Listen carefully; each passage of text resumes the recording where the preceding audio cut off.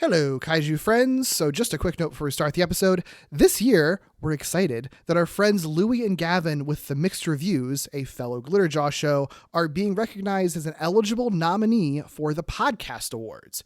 But we need your help. So starting on July 1st and lasting until July 31st, you can nominate the Mixed Reviews for consideration in the film and TV category. It just takes 30 seconds. All you have to do is go to podcastawards.com and nominate the Mixed Reviews. It's a great podcast, and we would love to support our fellow monthly film podcast on Glitterjaw, and we want to give them the recognition that they deserve. So again, just go to podcastawards.com, nominate the Mixed Reviews in the film and TV category, and we would really appreciate it. Now, let's get on to talking about some King Ghidorah.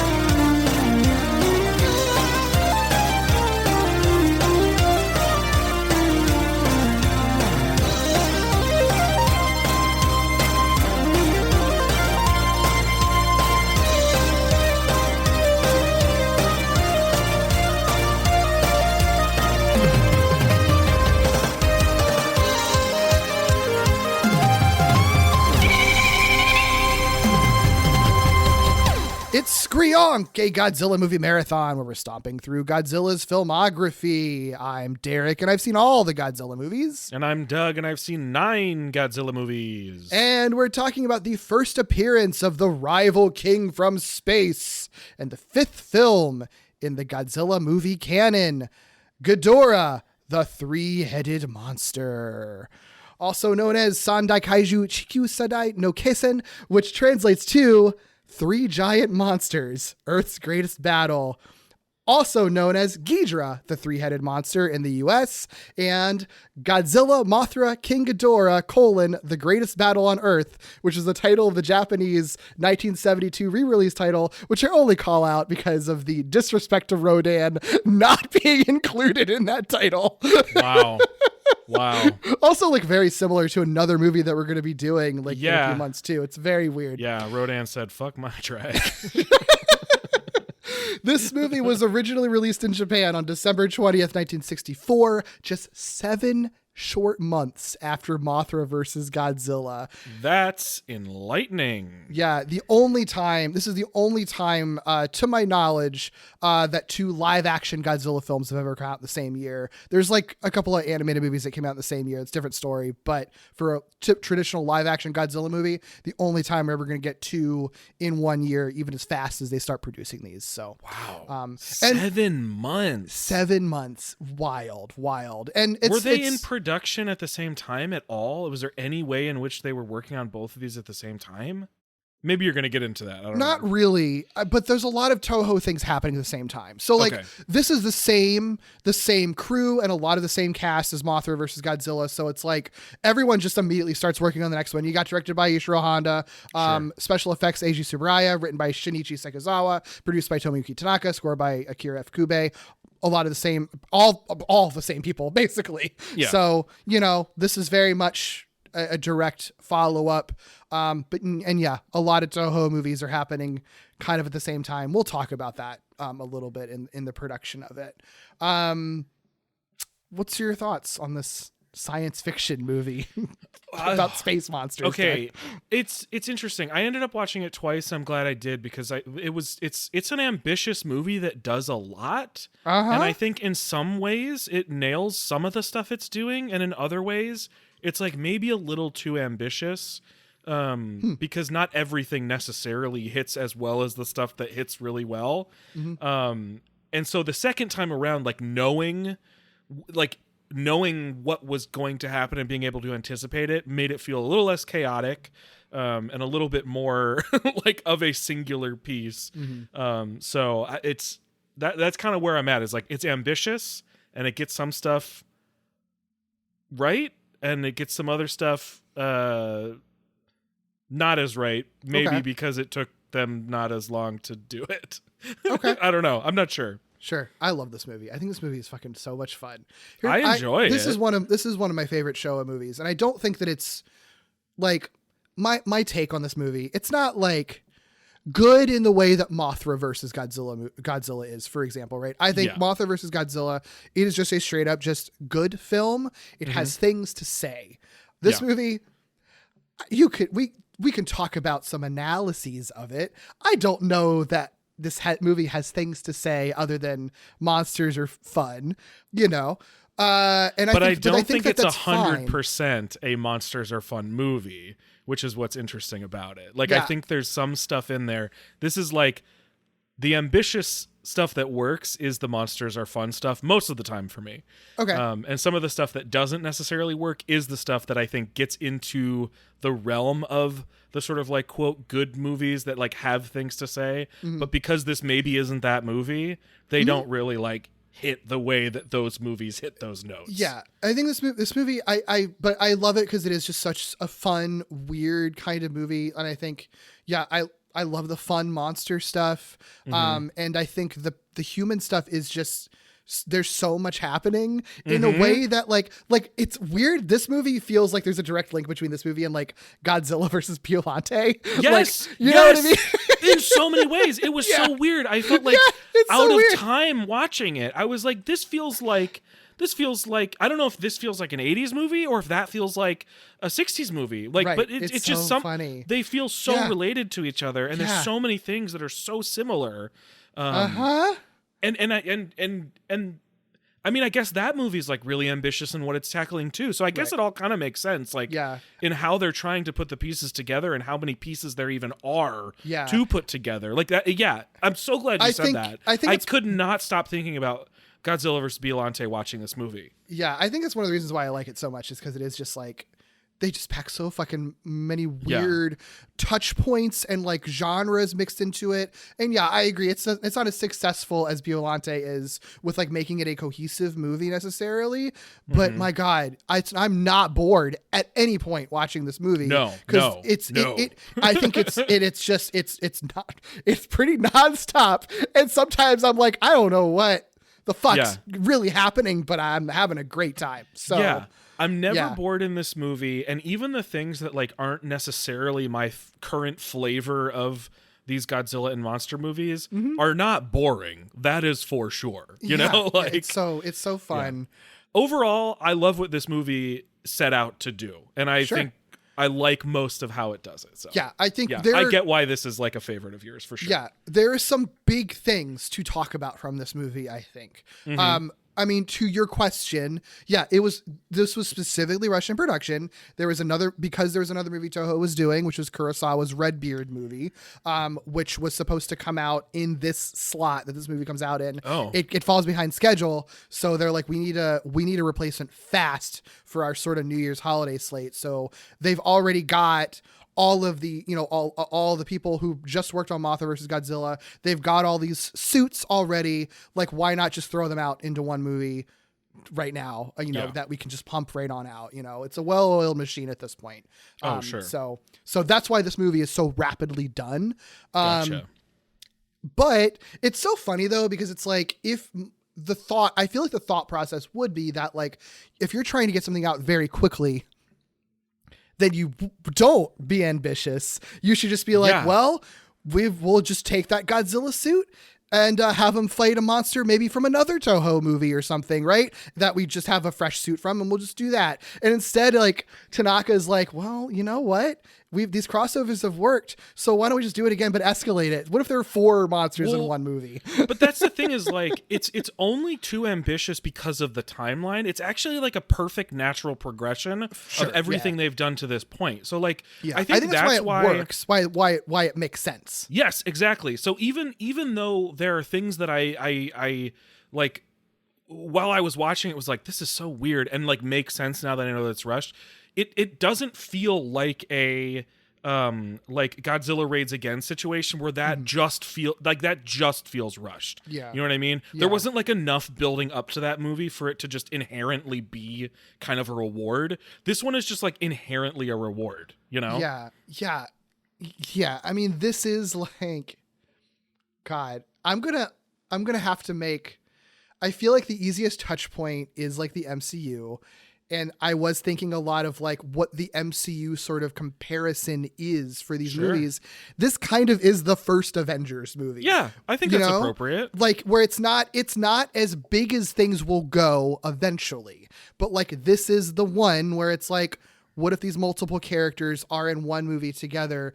Isn't that cool? Like, and that, and yeah. And I mean, even like the way that like you have the Shobijin just here, just like hanging out, like it's kind of like the way that in the Marvel universe, like you just have Captain America doing commercials now. Like once the genie is out of the bottle, they're at the point where it's like, this is a world where these monsters just exist.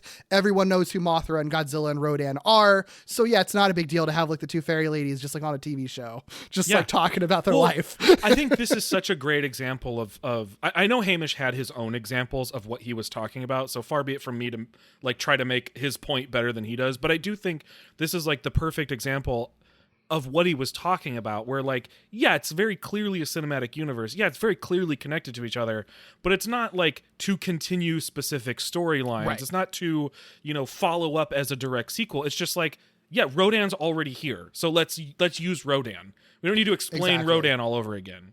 Exactly. Yeah. Yeah. But like, yeah, you're not continuing any human stories from the last movies. Like they're basically like two of these people are basically playing the same characters they played in Mothra versus Godzilla, just with different names, like, yeah. So it's, I agree. I think it's the really interesting flavor of cinematic universe that this is in its own very particular way, in a way that works for it. Cause it's like, like you said, you can go into it without really having a lot of background for the movies, but like it helps feel like it's a living, thriving world without necessarily feeling like there's like continuity that you necessarily have to follow, Yeah.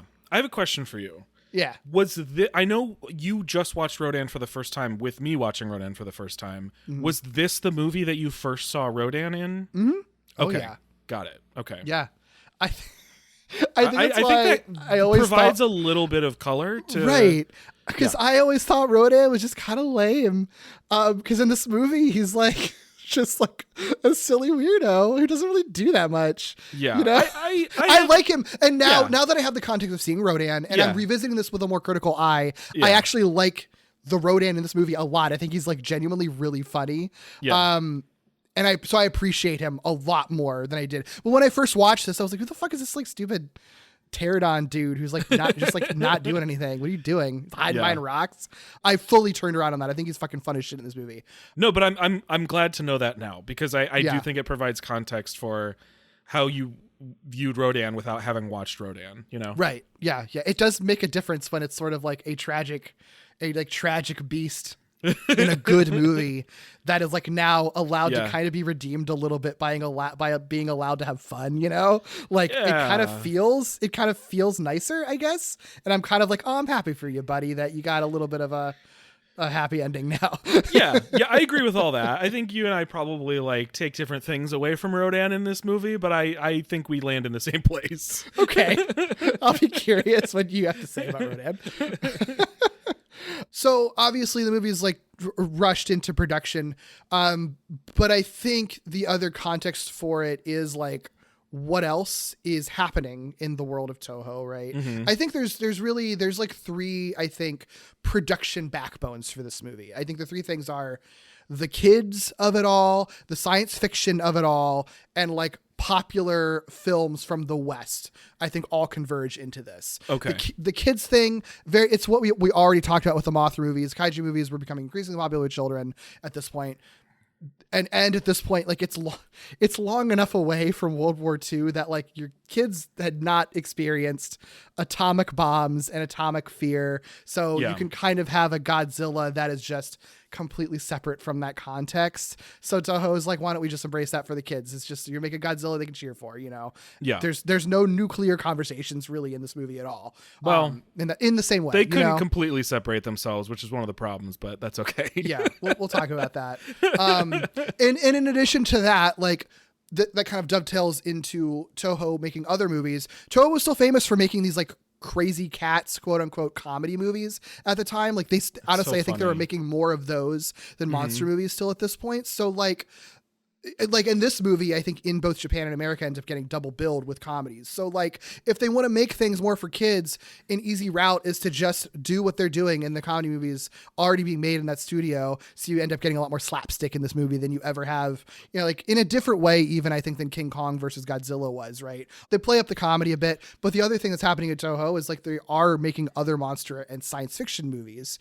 And they're also involving Honda and Tsuburaya, many of the same actors, Ifukube. Like you have other movies that are being made that are more in the science fiction realm with all the same people. So it kind of makes sense where if they are literally making them in tandem, like it's not like there's a schedule where they're making this one and the next one. They're making other movies at the same time that they're making this one. Yeah. So like, for example, there's a movie called Ghidorah, the Space Monster, which obviously there's a space monster. It's capitalizing on the UFO craze of the 50s and 60s. Yeah.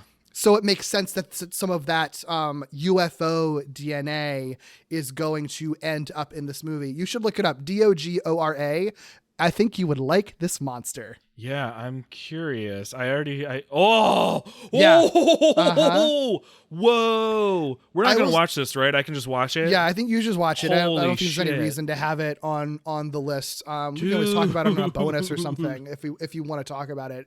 I will say I haven't watched the whole movie. I've seen some stuff from it. I think it looks cooler in still images than it does in the movie itself, but it's still such a fucking cool concept and design that like it does make it very fascinating. I'm like not sure I'm even gonna care because it just looks so sick. Mm-hmm. Oh man. Yeah, if you're not familiar with this, Dogra's like a squid jellyfish amoeba dude, basically. Yeah.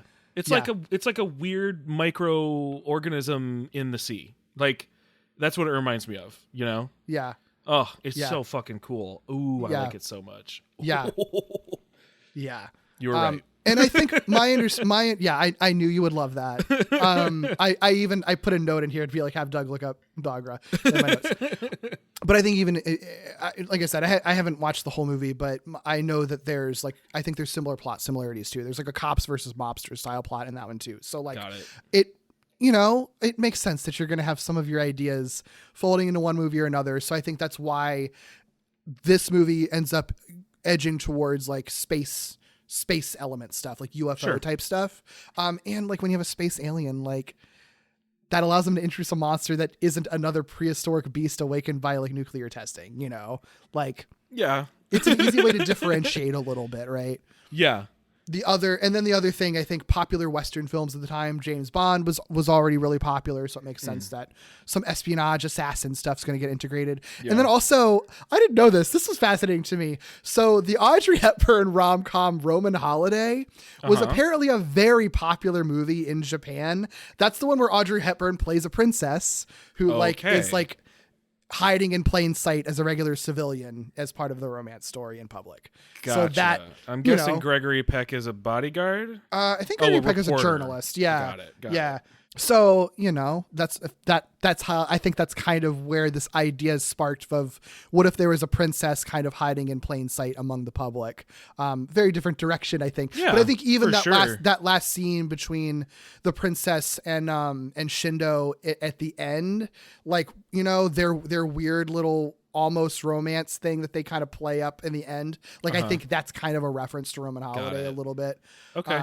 Yeah. So I think that's part of the reason you get this hodgepodge of elements in this movie is because they're like pulling inspiration from all over the place. You got the kid stuff, the sci-fi stuff, the comedy stuff, the James Bond stuff, the rom-com, Audrey Hepburn rom-com stuff, all thrown into this movie about a space dragon and a meteor, you know? Yeah. Okay. That makes sense. Yeah. I think that, because we're going to have to talk about this, I guess, the continued monster anthropomorphization. What's the real word for that I just bangled? Anthropomorphization. Yeah. Anthropomorphization. Yeah. It's kind of a turning point in this movie, I think, for Godzilla, right? Like, I think that this is the first movie in Godzilla canon where Godzilla isn't just an antagonist the entire time. Like, what was the immediately preceding one? Mothra versus Godzilla. And that was like Godzilla's worst day ever. Right? Yeah. He shows up in his rampaging and Mothra fucking kicks his ass, you know? Yeah. This is the first time that it's like, what if the monsters were the heroes of the story? And very explicitly so. I see. Yeah. And I think that like, I mean, I think it's hard to watch that now and recognize like that for what it is, because we expect that to happen at some point in Godzilla movies. You know that Godzilla becomes a hero in the Showa era at some point. Like we've seen other versions of him where he is. So I do think when you put yourself into the headspace of like, if you were watching this in 1964, it's kind of fucking wild that the last act of this movie, Godzilla and Rodan and Mothra team up to fight another monster, and you're rooting for them, you know? Which, by the way, I need people to know, Derek. Yeah. I need people to know. I don't know anything about these movies before we watch them. When Derek's asking me questions, I genuinely don't know. So the fact that I got that right, I'm very proud of myself. Yeah. That's fucking wild because like, threw Mothra in as like a why not? No, you nailed it. You fucking nailed it, man. And like, to be fair, we watched Rodan for a reason. So like that was a gimme.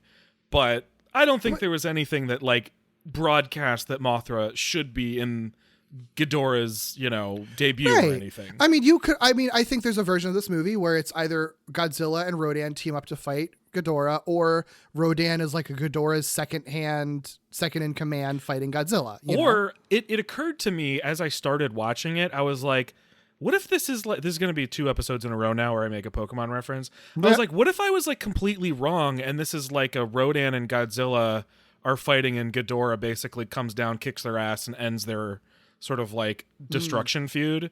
Possible. I was pretty sure that wasn't going to be the case, just based on like Ghidorah's reputation preceding him. But yeah, you're referencing Rayquaza, basically, right? Yeah, you're thinking of a Rayquaza exactly. thing. Okay, gotcha.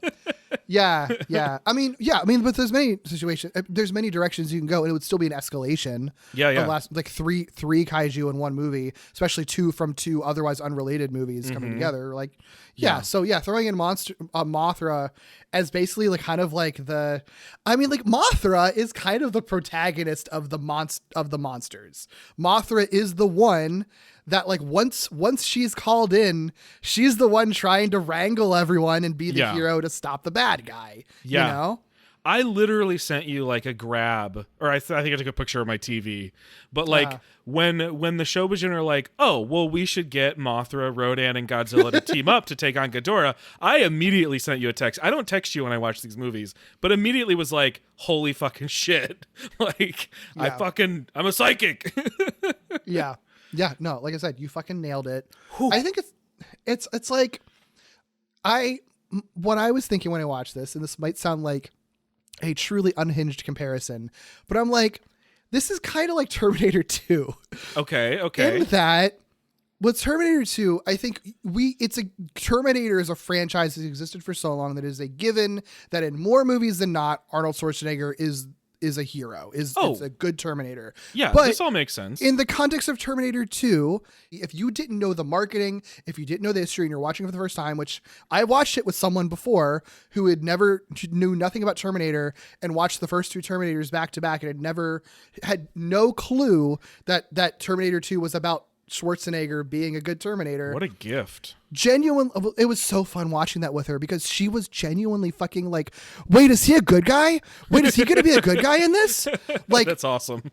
Because it's set up in the movie as a twist. Like, it's a while before it's like, oh, this guy is here to protect John Connor, not kill him. I think it's kind of that in this movie where it is like, if you try to watch it outside of the context, which is impossible, but if you try to put yourself in that position in the context of the movie, there is nothing setting up or foreshadowing that Godzilla and Rodan are going to be good guys. It just is setting up like, there's a lot of fucking monsters here fucking shit up. How is anybody going to stop this? I guess Mothra is the only one that's good. I guess Mothra is stopping everybody. It is genuinely a twist when the Shobijin are like, we need them to team up and fight together. It's like, that's fucking wild, you know? It's kind of hilarious, except for the fact that it's like treated so seriously. Yeah. Like they're so genuine and so like they're not, there's no joke. No one thinks they're being crazy. Yeah. Yeah. And like I bring that up now before we get into like, you know, I know we're not digging into plot stuff at this moment, but I think that is such important like prelude context that like that is a big deal that happens in this movie. And I feel like you almost like don't, it almost I think like you can doesn't take it for granted. I think yeah, you can I don't think it registers that it's, but it doesn't register as a huge turn or huge deal when you're watching it. But like it is. That is genuinely a last act twist. No, I agree with you. It's massive, and I'm assuming that this is like the turn in general for like Showa era Godzilla. Yeah. And so it's like it's big and significant even outside of just like the contained story. But so much is happening, and the way that they do sort of set up and what they set out to do, at least with the monsters, feels natural in the way they tell that story. Right. That it's not like the type of twist that you're sitting there like gobsmacked by, or the type of twist where they sort of like pull the rug out from under you. It's all like a pretty natural thing that happens. But when you think back to the 4 movies you watched before, you're like, oh shit, that is pretty different, huh? You know? Right. Yeah. I have a Honda's feelings corner that I put in there. I literally labeled it that. Okay. Cause I do think that there is an interesting sort of push pull that we're going to be seeing. Not even a push pull. It's more going to be like an interesting dynamic, I think, that we're going to see for a lot of these movies, because Honda continues to direct a lot of these Godzilla movies through the Showa era. But like he's not it wasn't his idea to do this sort of like Godzilla's the good guy, further anthropomorphizing of the monsters, right? And so like a lot of that comes from Tsuburaya, a lot of it comes from Toho and Tanaka. I thought maybe this is where this was going. Right, like you want to sell the like Toho obviously wants to sell the monsters to kids, make them heroes, sell them to kids. Tsuburaya is having a fucking great time choreographing these like anthropomorphized monster fights, which like, why wouldn't he? I'm sure it's fun as hell to come up with that stuff. Sure. And then Honda like is sort of like, has over the years expressed like very diplomatically feeling kind of uncomfortable about it. There's a certain point where like 2 crews are kind of working in tandem because they're pumping these out so quickly. I think that's one way you're able to get it out in 7 months, is because Tsuburaya is doing the whole half of the movie that's special effects driven, and Honda's directing the whole half of the movie that's human driven. But that also means that Honda's not necessarily always watching the filming of every special effects scene. So he's not in as much control as he maybe was in earlier movies, which Tsuburaya is good at his job, but that means that Honda can't sit there and give notes and be like, maybe you're crossing a line here. Maybe this is a little bit too much. And he says, truly the most diplomatic way to put this that I've ever read. In his biography, he's quoted as saying, "It was possible for different ideas from mine to emerge." I love putting it like that. It's like, yeah, the circumstances were such that I wasn't there to give input on the thing I don't like about this movie. Right.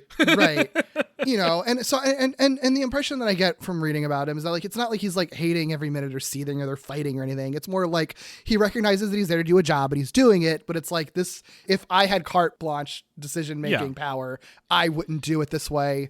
But I understand why they're doing it. Yeah. I didn't love it. Well, you know, I think I get him at least a little bit. I think because, you know, when we talked about King Kong versus Godzilla, I was really conflicted on some of the things that were like very tonally different, right?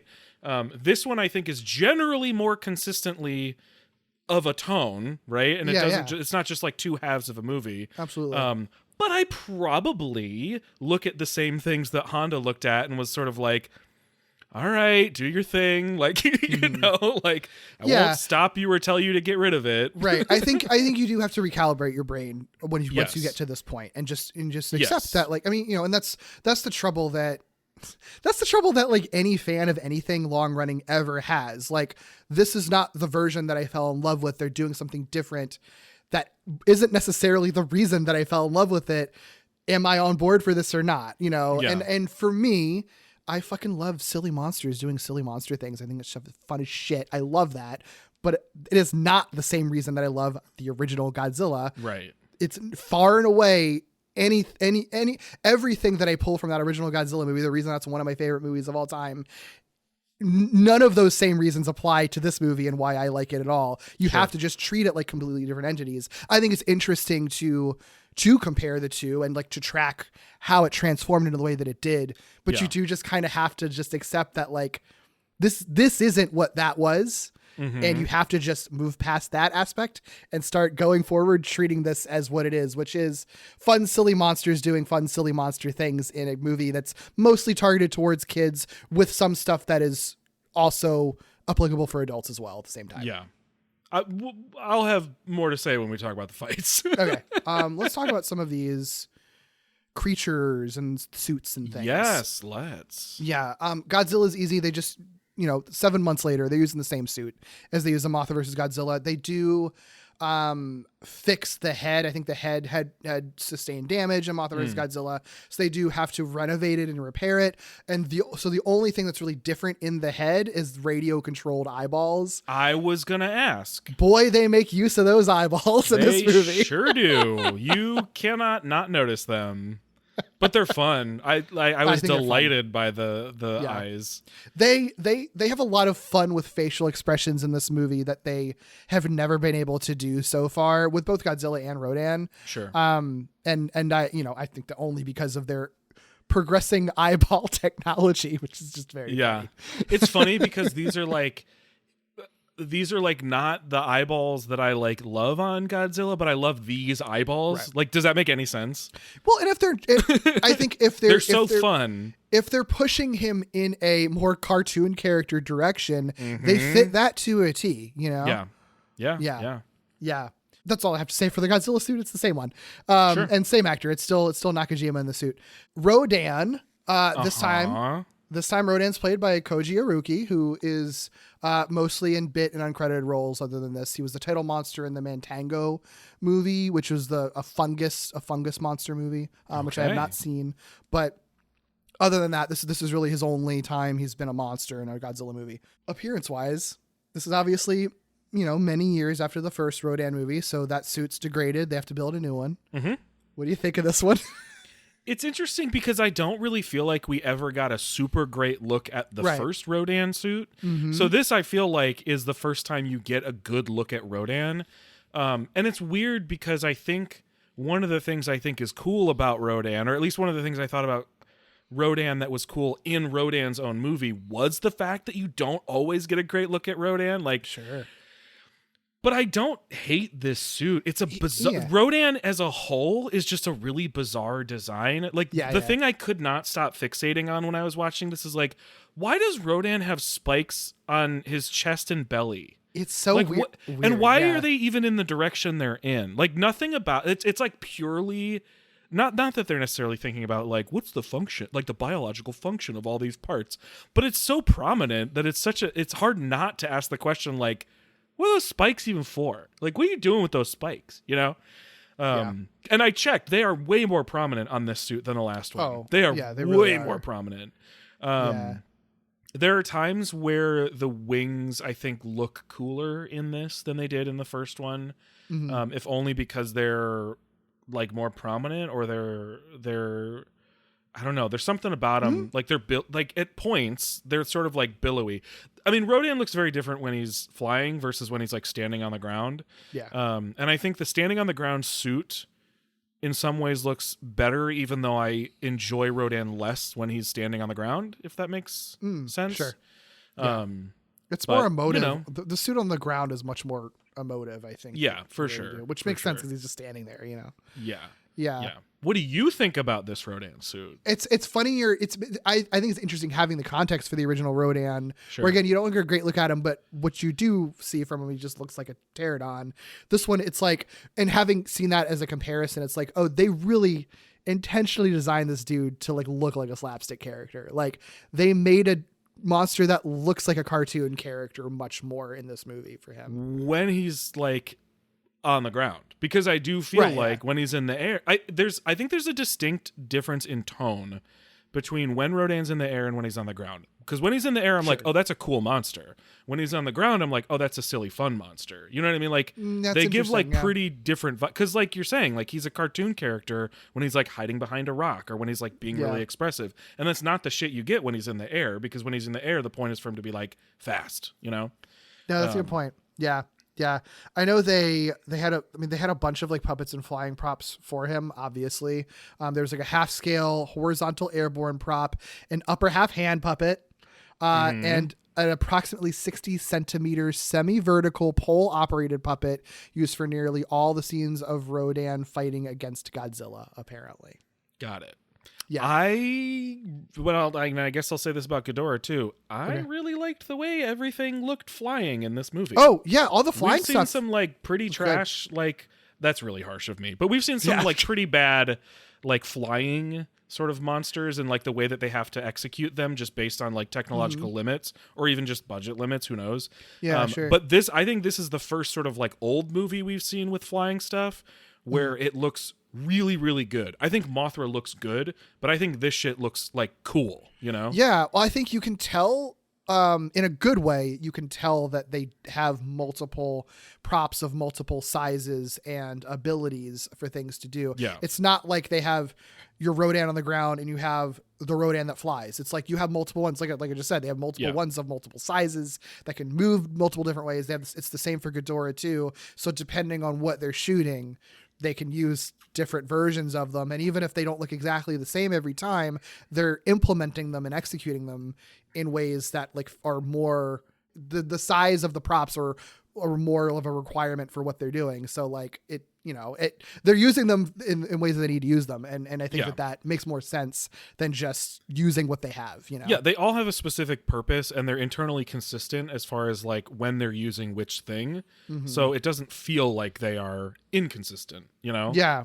Because the designs are not like perfectly one-to-one, like, you know, right. but because they're consistent in when they use them or how they use them or how they shoot, like how they shoot Rodan in the sky is consistent and how they shoot Rodan on the ground is consistent. So yeah, I think for me too, like once you've started to see enough of these movies, like the inconsistencies of the looks of the different props and puppets like matters less to me now because I'm so used to seeing different looking heads depending on what I'm looking at that by this point it's just sort of like, I don't know, it's like almost just it's part of the craft, you know? Well, and that's some of the shit that like is never gonna bother me about any of these movies. You it's know, honestly fun when it's sort of like when you realize that you're looking at a hand puppet sometimes. Yeah, why not? You know what I mean? Like I think that stuff's always fascinating. So that I'm always, I mean, I don't need them to be quote on model for me to enjoy the movie.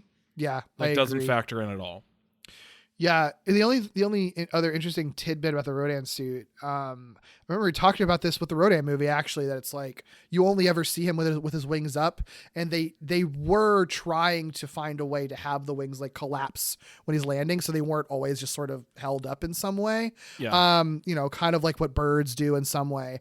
And they were developing this mechanism that they did like were trying to build using like a rubber hose, but the problem was that the latex for the suit like didn't have enough elasticity for it to really function properly, and they literally just gave up on it at a certain point because it's like what's the value in putting so much work into just making his wings go down if he's going to be fighting most of the time anyway. Yeah.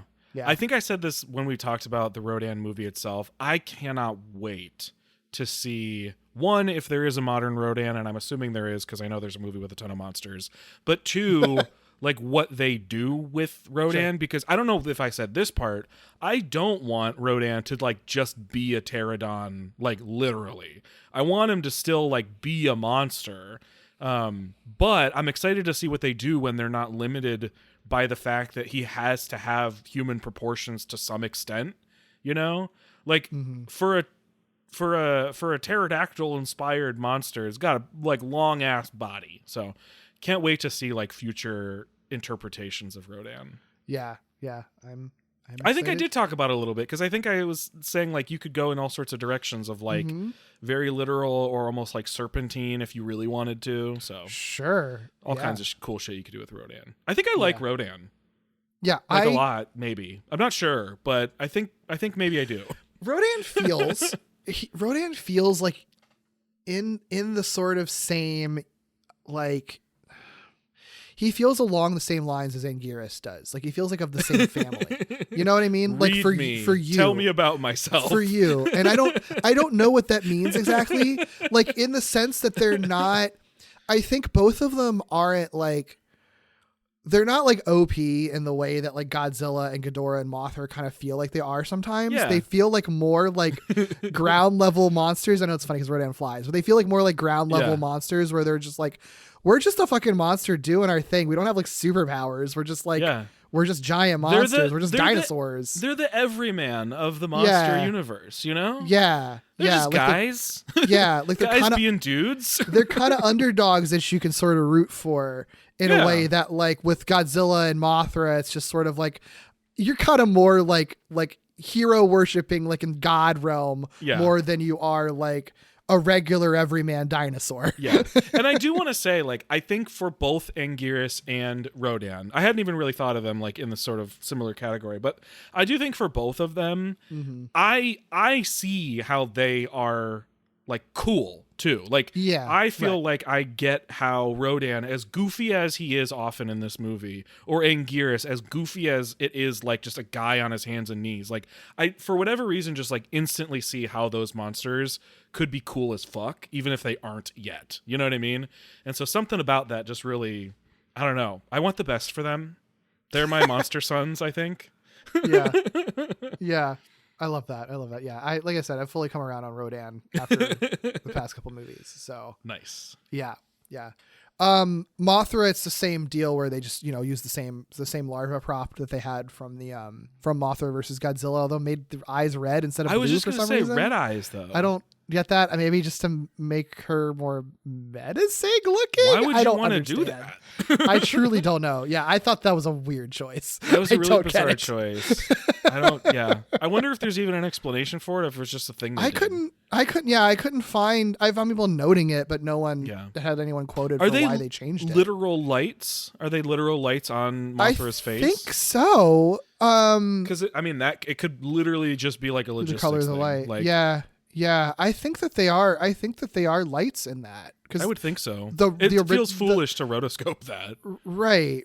Because in the original, not the original, the big adult Mothra, like they do certainly have lights behind her giant eyes. So I don't see why they wouldn't for the larva. Yeah. David Kalat's book credits Katsumi Tezuka, who's Anguirus and sometimes like the secondary Godzilla. Sometimes other places don't credit anyone for operating Mothra or being in the larva suit when they need it to be a suit. But I think it's Tezuka who's in the suit. Gotcha. There was apparently originally plans for Mothra to be an adult in this movie. I would have thought. The idea That's the really, Mothra I was envisioning when I made my prediction. It's an interesting choice. I think the main reason was just that like they already have Rodan and Ghidorah flying, having another flying monster makes everything more complicated to both choreograph and operate, with like how to think of how many fucking piano wires would be involved with all three of them. Yeah. So it's just make things a little simpler by letting Mothra be a larva. Like you have that set up from the last movie that you can just keep Mothra a larva. Yeah. And then you also have kind of like your land, sea, air aesthetic too between her, Godzilla and Rodan, so it kind of works out thematically a little bit. And I think because of all, like, there's so many things about Mothra being in a larval state that makes sense that I end up like conflicted about it, because I'm like, it actually works kind of perfectly that she's a larva. It works for the story of this movie ultimately. Even though what I want is like Mothra in moth form, And I think you then have to start rewriting things, and I feel like anytime it's sort of like a thing where anytime I move a piece to make sense for Mothra to be there, I have to like move another piece, and it ends up just sort of being this constant tweaking of things. Yeah. I think it does make Mothra, like, I would root for her because she's my queen no matter what, but it makes her even easier to root for in this movie because it makes her an underdog. Like, like larval Mothra obviously stands no fucking chance against Ghidorah. Yeah. So it makes it feel even more imperative that Godzilla and Rodan have their turn in the last act, It ultimately makes a lot of sense. Yeah. Well, let's talk the star of the show, Ghidorah. Dude. Played by, credited primarily to Shuichi Hirose, who was King Kong, and Haruya Sakamoto is, I think, sort of the secondary actor. Sakamoto, this is the only time that he was ever in a monster suit. He's mostly a bit player in other movies, but I think Hirose was the main one, which, you know, he's been King Kong. So he's got plenty of plenty of experience monster with this kind of stuff. You know? Plenty of monster cred, although this is a very different suit than King Kong was. Please, that's for sure. Tell me all about this suit. I mean, like, I mean, it's what you expect, right? Like, it's complicated, a lot of fucking wires. Yeah, you know? Okay, in that sense, yeah. Yeah, yes, absolutely. Yeah. I could not find exactly how big the suit was, though. I mean, I guess you can compare it to Godzilla, and it's like roughly the same size. I couldn't find anywhere that listed a full measurement for the scale of it, really. Well, and you can kind of get a sense of scale based on how you can envision the actor inside of it to some extent, because Ghidorah's got like a kind of weird shaped body where you're sort of like, I think I can see like where you are in there, you know? So that provides like a little bit of scale, I think. Yeah. I think my understanding of how it works is that Hirose was like hunched over, grabbing a bar for balance, apparently, in the suit. So like in the body of it, operating the legs and bottom part, and then the wings and heads were operated like marionettes, which I think you would expect. But the problem was that, like, if he would be moving and he sort of stopped quickly or moved quickly in one direction, it was because there were so many wires operating with the head, multiple points of articulation in the heads and wings. Those wires could get tangled up so easily. Sure. And so as a result, apparently it took him longer, comparatively, like relatively, it took him longer to film Ghidorah's scenes than it did to film Kong's scenes, even though Kong was in that movie way more than Ghidorah was, just because they'd have to so carefully shoot as Ghidorah and would probably have to redo stuff so frequently because it would be so easy to tangle things up. I mean, that doesn't surprise me in the slightest. I mean, King Kong is like a human-shaped monster. Like, right. You know? Right. Is It's just interesting because Ghidorah's not in the movie very much, so it is kind of wild. Sure isn't. You know? Yeah. Yeah. But the complexity of it just makes it not super duper surprising. Is there any sort of like illustration or anything that sort of explains like how the body, like how his body is in there? Or is there any sort of like behind the scenes?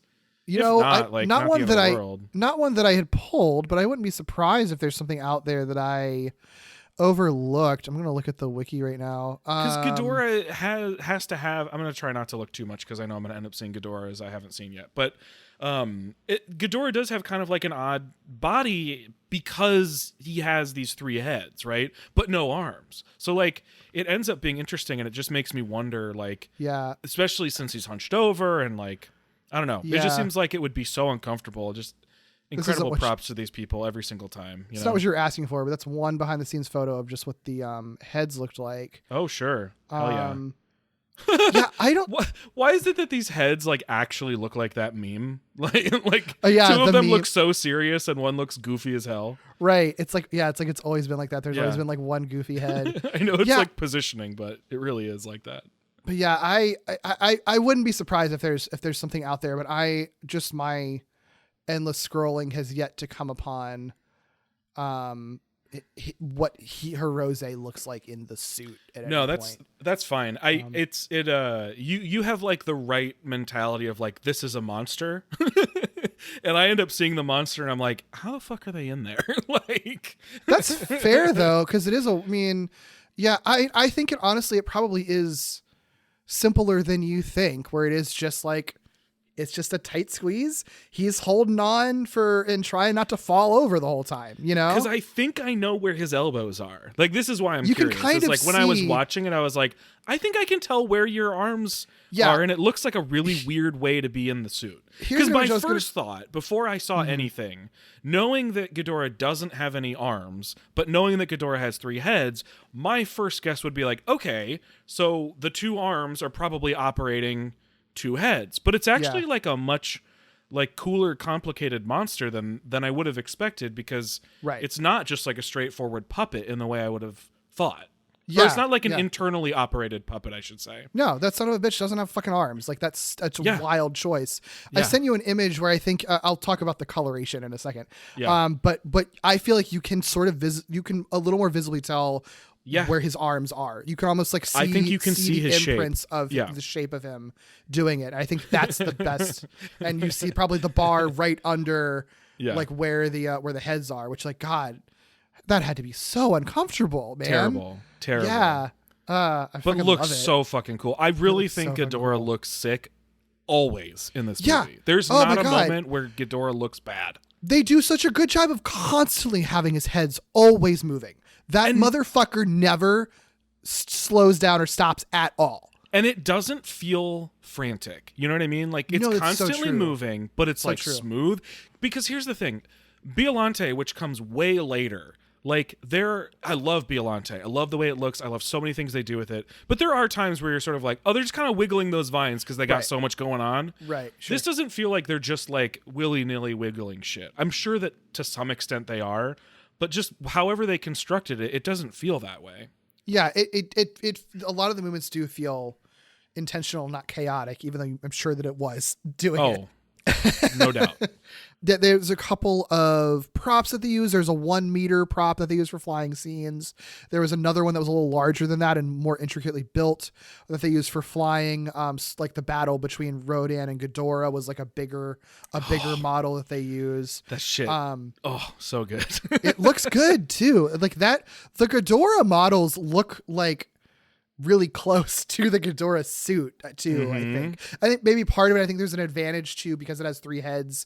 The heads are a little smaller and more or less noticeable, so it's harder probably to see the details. But like it works in its favor because it just looks like the fucking Ghidorah suit flying when I know that it's a miniature being used. It's so cool. Ghidorah is easily the most distinct silhouette we've gotten since Godzilla. You know what I mean? Oh, for sure. Like, it doesn't have to necessarily be as consistent as another monster if you're trying to be consistent, because you got wings, you got 3 long necks, and you got like a chunky body, and you've got a Ghidorah, you know? Right. Yeah, I mean, they some of the development of like the character of Ghidorah, obviously like the Hydra creature is a part of it, right? So you have that's where the name Ghidorah comes from. Like the Japanese word for Hydra is Hidora, so Ghidorah. The reason that original isn't there a monster named very similarly to that? Hedorah. Yeah. When you translate it, but I think that's more. Got it. Okay. The Japanese, like in Japanese, I think they're more distinct. I think it's more when you try to translate it to English, the sounds are very similar, because that's part of the reason that the when this movie was initially imported, they call him Ghidorah. It's not like because of an error. It's just like depending on how you translate that Japanese, like is gonna, you know, like because the syllables are obviously different depending on how you're spelling it. So when they initially translated it, they translated it as Ghidorah, and that's how they say it in the movie. And then eventually Toho like just sort of decides that it's Ghidorah. You know, this is like a gyro Euro situation. Kind of, yeah. I mean, honestly, yeah. It's not like Ghidorah was incorrect. It was just like that was one way. You talking about romanization? Romanization. But like, I don't remember if this is katakana versus. I think it's katakana. I'm working on that stuff. Yeah, we'll get there. But you know, the sounds in Japanese are different than sounds in English. So of course, yeah. So that's how you kind of get the differences. But at the end of the day, it's all based in the word for Hydra one way or another. Even Ghidorah sounds more like Hydra in English too. So it totally makes sense why you'd get there. Totally. In the original screenplay, the main way that Sekizawa described Ghidorah is it has 3 heads, 2 tails, and a voice like a bell. So that's what they designed it. They just basically just went off from there. Sure. Work. The initial design was by Akira Watanabe.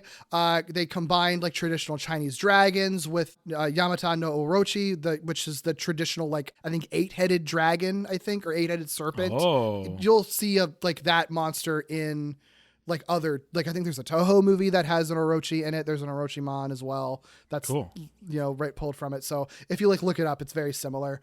So there's inspiration from that, and that I think there's like the 3 treasures. There's a movie that creature is specifically used in that came out a few years before it. So gotcha. They're pulling from that. There's also influences from this Soviet film Isla Murametz, the 3-headed dragon Zimeg Gornich. Sounds hot. Working on my Japanese, have not worked on Russian at all and don't intend to. But that movie came out in 1956, and if you look it up, there's definitely some similarities with Ghidorah's design.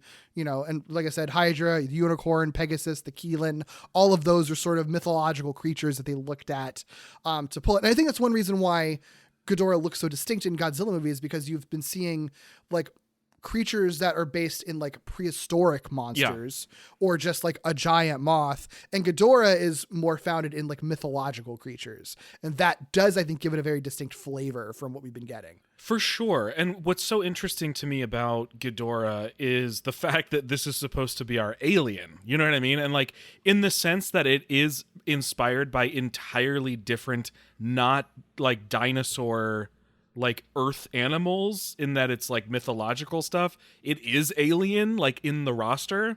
But it's so funny to me, given like how most people would describe an alien. Like you give them like 50 tries and they're not going to be like, yeah, Greek mythological dragon Hydra thing, right? You know, right, but I love it for that reason. You know what I mean? I just learned about solar dragons in D&D, and I'm like, this is kind of like solar dragon, but like with more heads and maybe cooler. I don't know. I don't really know what they do. Yeah, for sure. Dragon from space. Yeah, I mean, it's fucking rules. Yeah. Color wise, if you look at the production still I sent you, you'll see some differences in color. Like, I think Tsuburaya initially was sort of like, we'll make him crimson. Like a red dragon makes sense. That makes him scarier. But I think they decided like gold feels like something that would look really well on film. But at one point, there's like some production stills and posters where like his neck is colored blue and his wings are like rainbows, which is really interesting. Happy Pride. Yeah, happy fucking Pride. I love that. I don't know. I think it's just interesting. Are the Ghidorahs in the movie colored consistently, or were there differences? They're all gold in the movie. Got it. It's just in some production stuff, and you know, there's other stories of like maybe they wanted to make them blue, maybe they wanted them green, but at the end of the day, like they landed on gold. It's just a matter of clearly at one point his wings were rainbows, and I think that's really neat. Yeah, totally. Part of this is probably the production still, but what them eyes do? What's going on there? I know, right? I think that's probably the lighting. Is it a reflection? From the photo. It's either a reflection or they hadn't added the eyeballs to the suits yet, maybe when they were taking these. Okay. So they just made them look like they were glowing, because it does look cool. Yeah, it looks cool.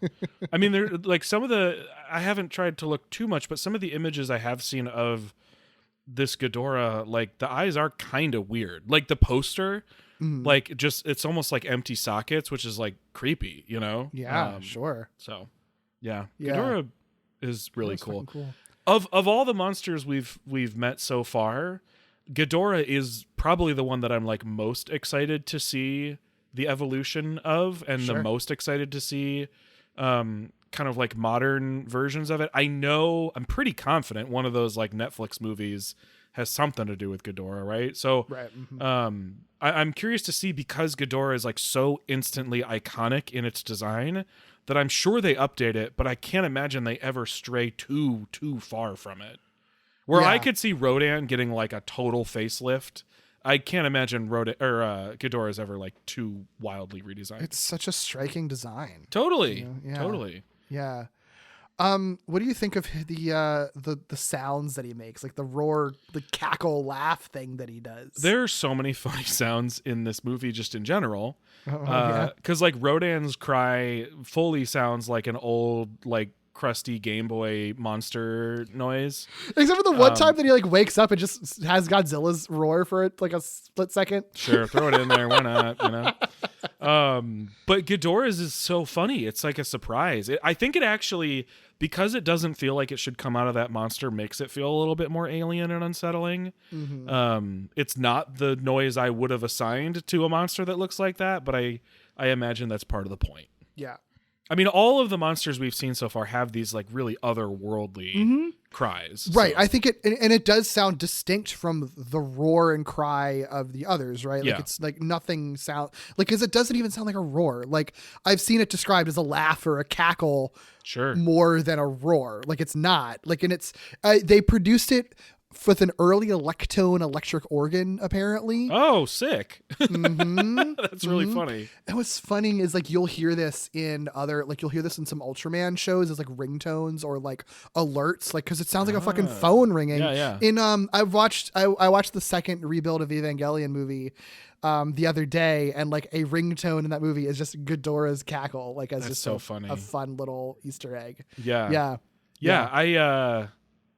I appreciate it. It's so weird. Yeah, it's so fucking weird. I love it. Ghidorah rules. I know. It's one of those things where it's like, I think Ghidorah is one of the monsters I did know the design for, right? Like Ghidorah is a monster I was aware of. I think the only way I was able to make my prediction about this movie was because I am aware of the reputation of Ghidorah. And sometimes you go into something and you're sort of like, is the legend of Ghidorah like too big for me to like appreciate this first appearance of Ghidorah? No, like Ghidorah is just cool. Like one of my complaints is Ghidorah is not in this movie enough, Uh-huh. Oh yeah, for sure. Yeah, it fucking rules. It makes sense that he would leave such an imprint even with little screen time in this movie. Yeah, absolutely.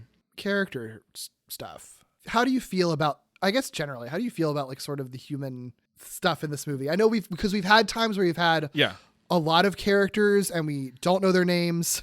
We've had times when we've had like a lot of characters and it feels like everybody has a role to play. It feels like with Rodan, it's sort of like there's a lot of characters, but it feels like there's like sort of a collective story being told. Yeah. This is definitely a case where there's a lot of characters.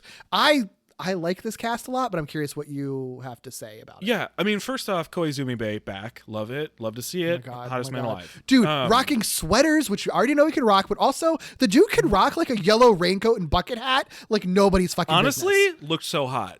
Can we talk about the cut of that sweater neck? It's what so was weird. That? I don't know. Like it almost looked like two halves of a sweater that were like clipped V-neck together. sweaters. Yeah. Yeah. It's so weird. It's like a dress cut. It's like it's so strange, but like whatever, wear whatever you want. Like, dude rocks it all.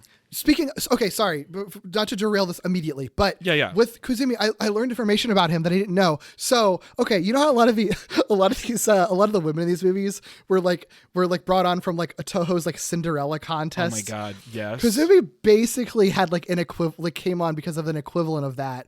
Toho has what they call their New Faces program. That's basically like American Idol for hot young actors. Oh my god. Where like just ordinary people from the public would enroll this competition. The studio would pick them based on star potential, give them a little bit of acting training, and then let them loose in like minor roles in movies, and then see who clicked. And like he was just like a TV announcer. He joins as a young guy, and he immediately clicks because he's the hottest man alive, and then ends up in Godzilla Raids again. It's amazing because like Koizumi is hot, obviously, but like even among the roster of like the hot leading men of these movies, like distinct look, right? So he's like not even just like generic hot guy, which contributes certainly to some of the hotness that he exudes. But that's so funny. That's amazing. I love that. Yeah, it's interesting too that he's settled into being like professor roles. Like he's not, they don't Whatever. I'm not mad about it, but I'm saying like they're not even being like, look how hot this like hot like detective is. It's like he's always kind of like a goofy professor in all of these. Because I don't think they think they're casting him in hot roles. I don't think they're like setting out to be like, this is the hot guy of our cat. That's what I'm saying, right? Like he's so obviously the hottest person to us in any of these movies, but I don't think they're casting him to be the hot guy. And he's always like, he's a little bit like kind of, it's not even just an R-type thing either. Like he's a beautiful man. Yeah, like, he's not my normal type at all. Yeah. But like I think because he's in a professor role, he sometimes plays it sort of like he's not playing it like the hot leading man. He's playing it like kind of a sometimes awkward professor a lot of times.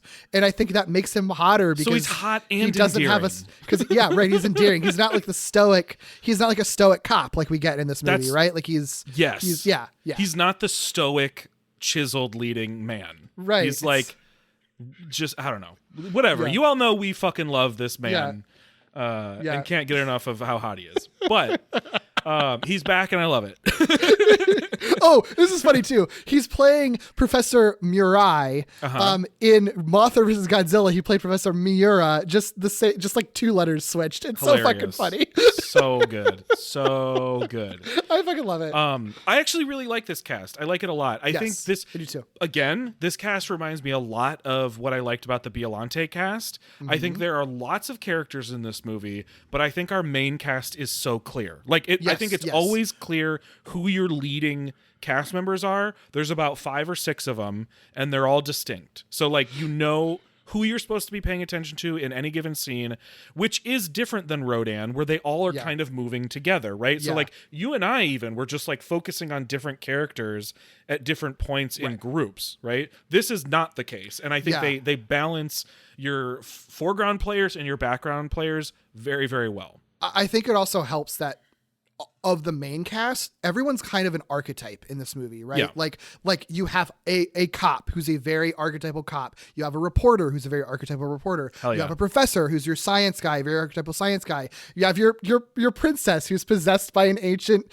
Venusian, like classic natural archetype. classic archetype. But you know what I mean? Like they are all very distinct people with distinct roles, you know, and everybody sort of contributes something very different and distinct throughout the story.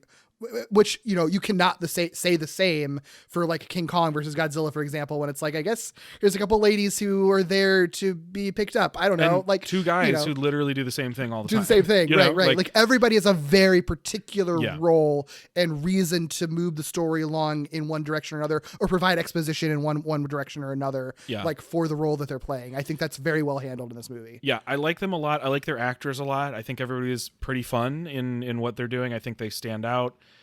Generally speaking, I know a lot of these are repeats, like Koizumi, right? Yes. So Koizumi's a repeat, obviously. Yuriko Hoshi was in Mothra vs. Godzilla. Also, she was Junko, the other reporter. She went from being Junko to Naoko. Yeah. Okay. Great. Love that. That's amazing. I think honestly, I think she gets way more to do in this movie. I like her a lot in this one. I think she's a great leading lady. She's kind of the first person in the Showa era since Emiko that's like, I think made a real significant impact and had a good, genuinely like good role in the movie. You know, I agree. I like her a lot. I like her a lot. Yeah. We have seen Yosuke Natsuki, right? Yes, but not in a earlier movie. We've seen him in the future because he was in Return of Godzilla as the professor with the mustache. That was Naoko's mentor. Yeah, that's the only other time we've seen him. Mm-hmm. Yeah, the only other thing that he was shooting the Dogura movie at the same time. That's how he ends exciting. Up in this movie. So you will see him again. That's so weird because we haven't seen him. Yeah, he has a really distinct look to him, and I think part of it is the fact that he has such a remarkably similar bone structure to Simu Liu that I'm like, there are times where I'm like, if you just turn your head like in this exact way, you kind of look exact like his grandpa or something. Like, dude, you know, even the way he wears his hair sometimes. I was getting vibes that he reminds me of someone, and that's exactly who it is. Holy shit. Yeah. That's so funny. So he really stands out to me. So maybe I'm just conflating the first and second time I watched this as 2 separate movies, but yeah. Okay, interesting. I'll have to go back and find him with the mustache and see if maybe that still applies. I mean, he looks very different, in 1984. Not like an ageless wonder. Yeah. I mean, he looks good, but he's a much older man in Return of Godzilla. Yeah, it's funny because that was a role that Akihiko Hirata was supposed to play, but he got sick before he could, and then he is in this movie as well in a very small role as the police chief. Sure. So Kenji Sahara, I know that name. I know that face. Kenji Sahara. Yep. We just saw him. He's the editor in chief. Oh, Takashi Shimura, obviously the psychiatrist. Dr. Yamane is back. Oh, sure. Yeah. And the Peanuts are back again as a Shobijin. Who else? Akiko Wakabayashi. She is the princess. She was Tammy. I don't remember how we pronounce the name in King Kong vs. Godzilla. One of the 2 women. God, I hate that I don't know those characters. Yeah. I don't even remember the one that was my movie. I had a movie crush on that one. I can't even remember who he is. Yeah. Yeah. That cast is so like muddy to me. She was in King Kong vs. Godzilla as one of just the two women. Okay. Mia Hama was also in that movie, and both of them go on to be in You Only Live Twice, the Bond movie. I think Mia Hama is like the Bond girl in that movie. Wakabayashi is not the Bond girl. I think she's like an assassin, but but both of them are in that Bond movie, which is really cool. Got it. So that's the only thing that we have seen her in is King Kong vs. Godzilla. And obviously a much more memorable role. Oh my God. I'm speechless. It's so really good. She's so good in this movie. It's unbelievable. She's could incredible. not be an easy role, because there is a way to do this role and do it so poorly and in such a boring way. Okay. But it is so clear that she had a take for how to portray this character. Well, it's very similar to when we were talking about actors portraying amnesia in Rodan, right? Like there's definitely there's different ways to do it, and some of them are effective and some of them are not. This works so well. It's so remarkable. When they first introduced her as like, you know, a princess, I was like, okay, that's interesting. But the fact that she ends up being this like Venusian possessed ? Like prophet, like it's so wild. I don't know. I'm assuming you have answers that you can't tell me yet, but maybe not. Like it's so wild that she, like, I don't know. Everything about her is wild. She's so striking. It's wild that beautiful. I don't really remember her from King Kong vs. Godzilla, because she is says more. Stunning. I think she's the one who has less to do. I think she's like the friend of Mia Hama's playing the sister of. Got it. Fujita or whoever the fuck. Yeah. And Wakabayashi is the friend of her, so she had less to do. Got it. And part of it is like her makeup is done in a very specific way to like make her eyes look a very particular way. But like, holy shit, like you can't not see her in a scene. Like she can't hide. She's so it's so funny that she's like, you know, technically like disguised for like a portion of this movie, because you're like, this woman couldn't hide in a room full of lookalikes. Like, yeah, and everybody's like, who's this like homeless person? And I'm like, the most beautiful woman in the world. What are you talking about? It's wild. But yeah, I mean, she's fantastic. She's so good. Love her as the Venusian. Just like being this weird sort of like distant, kind of like detached. Yeah. Like weird alien woman. Like she really does like embody this like bizarre alien state.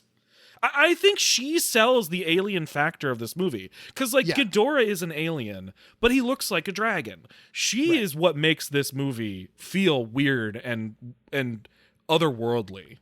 Right. Yeah, I fully agree. I wonder if she like blinks ever on camera. That is such a good question. You know what I mean? Like I feel like she probably does, or else I would have seen a note that's like she never blinks, like on a wiki somewhere. But the fact that you don't know that, feels like right, because she is always it's weird. Like I just, as an actor, it's got to be so hard to get in a headspace where like technically she's just staring blankly, like, and not like, I think the not making eye contact with anyone really ever helps a lot. Or if she does, it's like a very pointed, like slow head turn to like recognize what they're saying, and then slow head turn back and like sitting down. But she's not just like staring off. But that's what I was going to say. I mean? It's not there. It's like staring blankly doesn't do it justice, because like there is something happening there. I just don't know what it is. And I guess that's what makes it otherworldly, is that I can't even understand what she as an actress is thinking when she's doing that. And that is so effective. It feels like you're seeing somebody from like another dimension, like existing in your space. Like she exists in the space, but like it's almost like she's seeing something else. Like she's seeing things I can't see, you know? She's seeing some like weird starscape like in front of her right now that no one else can visualize. She's looking at something. You know, it's like when your cat is like, quote, chasing fairies or whatever, like it's seeing something. Yeah. She's incredible. She's really, really, really incredible. It's like cannot be overstated. And like gets to play two characters, like her portrayal as just the princess at the beginning and end. Yeah. You only see her a little bit, but it's so clear how distinctly different that character is when she's not possessed by someone from Venus. Yeah, it's funny. You don't need the character who's like, "Oh my God, you're back?" ? Like we know.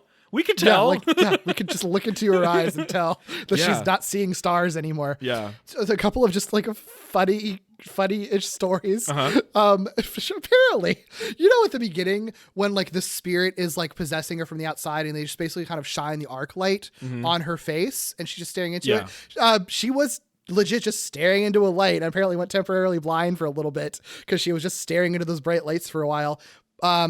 Obviously turned out fine and it makes for a very effective sequence when you just see like the light shining around her eyes. How are you supposed to film those shots? It's like a very like Morticia Addams is like famous for it, right? But like, how are you supposed to do that? Because it sounds like they didn't do it correctly. I imagine there's a way. I don't know. I can't answer your question, but I imagine there's a way to soften the light. Yeah. In a way where it's not as harsh, but it's still like strong enough to get through whatever, Or maybe, I wonder if there's a way to do it where like you're not looking directly into the light, you're looking just right of it. Oh, sure.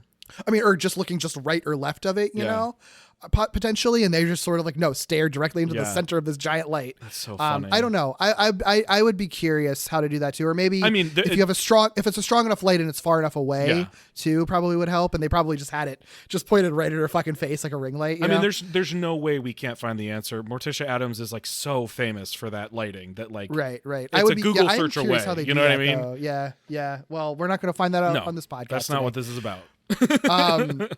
But there's also a point. Apparently, when they were doing the shock therapy scenes, she was also filming. She was filming other stuff at the time that she was doing this movie. Apparently, pulled an all-nighter for it, and so they have her the shock therapy scene, and they're like, "Your character is supposed to be unconscious. You want to just like take a little nap?" Okay. And she's like, "Sure." Yeah. So, I don't know if she's necessarily asleep in the scenes that we're seeing filmed, but definitely in between takes, she's snoozing on that gurney that she's on the whole time. If you get to be on set acting like you're asleep and they tell you, no, you could fall asleep, that's fine. That's like a dream come true, because acting like you're asleep is dangerous. You might fall asleep, Yeah. Have you ever had to do that on stage? Like in a play? I've never had to be asleep on stage. I don't think. I have. I guess like asleep or like dead, where it's like anything dead, where you're like, I was dead upside down on the barricade in Les Miserables. Oh shit! Yeah, I was hanging upside down. I think it's probably impossible to fall asleep like that unless you're a bat person. Yeah, no, I was not falling asleep on that. Yeah, I've been dead, but I feel like the one that's most striking in my head was I was in a show where my whole character was a dying old man who's in the hospital bed the entire time. I've never out of that bed the entire time, and my whole role was to basically be out of it, essentially comatose, except for different points when I would wake up to like mutter words or like react to a character talking to me vaguely with my dying breath until I actually died at the end of the show. But the thing is, most of the play took place in that hospital room, so I was still on stage. Oh my God. Most of the time. I never fell asleep during the play, but during rehearsals. Oh, sure. Definitely took some little naps sometimes. Yeah. That's funny. Yeah, the only time I ever had to be asleep was like for very short periods of time, and like everyone on stage is asleep, Yeah. Wow. But wow. Props to her. Totally. Yeah, she's so fucking good. Who's this assassin? Is this someone we should know? This is the first time that we have seen him on the pod, but it will not be the last. He is in other Godzilla movies, and he had been working on other Toho and like Toei stuff too. So you might have even seen him. Well, are we talking about the sunglasses guy?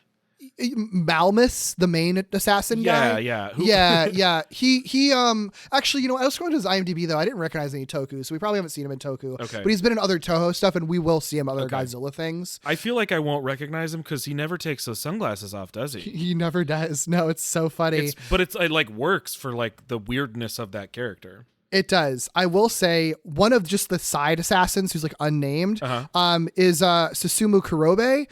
He ends up being the main human actor for the original Ultraman. Oh, dope. Wow. Yeah. Okay. Yeah. So he's in this bit role and then he becomes Ultraman. That's so funny. Yeah. Hisaya Ito is Malmus, the main assassin guy. Gotcha. And we will see him again. Cool. Yeah. I like this cast a lot. This is a really memorable cast of characters.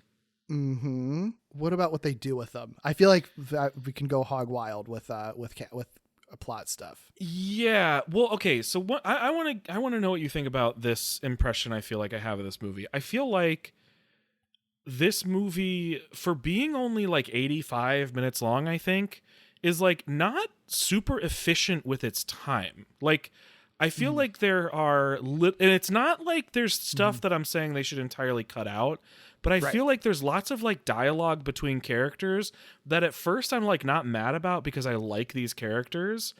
But then like upon thinking about it, I was like, that didn't really affect anything.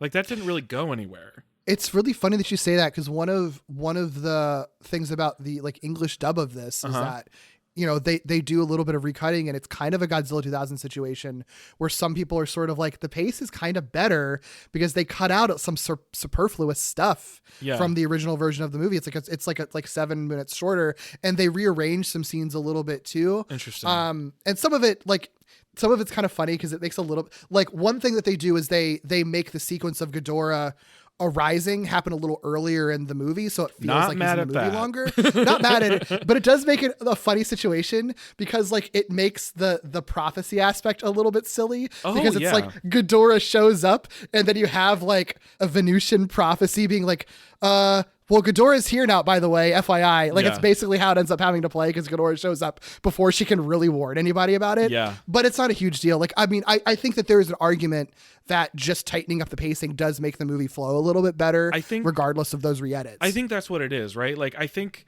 it's not super efficient with its time, but not in such a way that it like makes the film exceptionally worse, you know? Like, so it really is just like tightening little things here and there.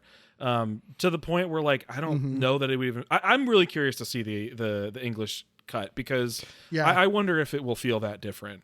Yeah, I don't know how accessible it is, but I can send you one of our frequent emailers, and I guess this at this point collaborators, Robert, who does a lot of those the restorations of movies. Yeah.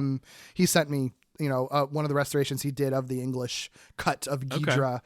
And it does, I mean, it looks really fucking good. Nice. Looks really, really beautiful. Yeah. So I can send that to you, because I don't know if that's one that you can watch on, like, Tubi has a lot of the English dubs, and I'm not sure if you can watch it or not. Gotcha. And they're usually pretty rough scansoed anyway. Cool. I will say, I mean, while we're talking about it anyway, and then, you know, then we can move back to the regular movie. Yeah.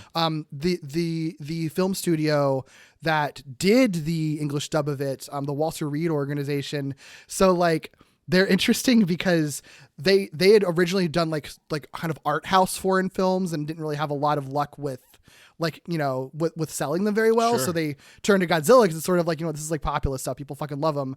We'll make bank off of this. And they do this movie, but they end up getting very famous later for releasing and distributing Romero's Night of the Living Dead movie. Whoa. Holy shit.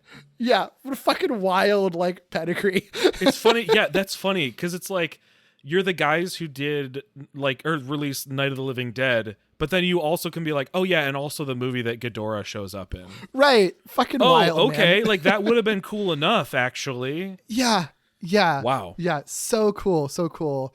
Just some like minor things about that movie. They make them Martians instead of Venusians, which makes total sense. Boo. No, I don't like it. Sci-fi. But you know, it was the style at the time for everything to be from Mars. I get it. Let's see. Yeah, like I already said, that there's some tighter pacing. I think they try to cut it in such a way where, like, when Godzilla and Rodan don't just do like rampant destruction. It's more like they have them make sure that they meet each other first. So it's like any destruction happens is because they're just like rivals and they're like, they hate each other. Sure. I don't hate that. So just to make them a little bit more likable. And this is the thing that's a meme. It's so fucking funny. Like, genuinely, in like the monster conversation scene, when the Shobijin are like, you know, translating for the monsters, there's one point where they just say like, oh, Godzilla, what terrible language. Like Godzilla's like swearing to them. It's a funny joke. I thought it was going to be the moment where they're like, they say they don't care. Yeah. It's like, I relate. Yeah. But that's all, you know, I think it's a good dub. I think it's worth watching that one just for the pacing of it all. Sure. Even if it makes things a little bit confusing in the order of stuff, it's not really a big deal. Gotcha. Okay. Yeah. I generally feel good about, well, you know what, this might be one of those cases where I'm like, I really like what they were going for with what they do with the human characters. I don't know if they always necessarily land it or if it's like as tight as it could be, but I really like the way that they intersect these stories. In general. I do too. You know? Yeah. I mean, I think it's interesting that because you have like, because there is like a lot going on, right? You know, you have the Godzilla and Rodan fighting in the background while all this is happening. You have the fucking meteor that's being investigated by Mirai, who is friends with Naoko, who is the sister of Shindo, the cop, and Naoko is really investigating anything that she can. She's a reporter, including this missing princess, which her brother, the cop, was supposed to be the bodyguard of, and is now investigating the disappearance and reappearance of this princess. And so the princess is really kind of like the one thing that sort of is the cohesive factor that ties all of these storylines together, because she's related to Ghidorah by being from space. She's related to Naoko because Naoko is trying to get the story on her. She's related to Shindo because Shindo's trying to uncover the story and protect her. And she's related to Mirai because he's investigating the space stuff. So it all fucking makes sense, you know? Well, and she's the one who is, you know, giving the prophecies about other monsters and warnings and all. Like, there's really no part of this movie that she's not connected to. Right. It's so nice to have like a woman truly at the center of a Godzilla movie. Yeah. Well, and we kind of have two of them. Multiple. You know, like you said, Naoko's like very, very much like a connective tissue in a similar way to Emiko, but really both of them are. Both of them are, yeah. It's really cool. Also, like the fact that this has the assassination plot line is just like so wild, and like kind of I don't want to say they didn't need to do that because it fits into everything like kind of so perfectly. Sure. But when I say it's ambitious, it's like shit like that I'm talking about, where it's like, you didn't like to tell the story of these four monsters intersecting. You didn't need for there to be like this political assassination thing. Like that doesn't, I don't know how that even really like came into the conversation, but I like it. It's fun. It's funny. Like it provides your sort of like human action, you know? Right. Yeah. Obsessed with whatever. Did they even say what country the princess is from? I don't even remember. Yeah. So they are from, I wrote this down, Seljina. Whatever the fuck that's supposed to be. I'm obsessed with the way that they're portrayed is by like regular ass people in 1964 that wear like nice clothes and then a fucking Elizabethan like Shakespeare collar. Yeah.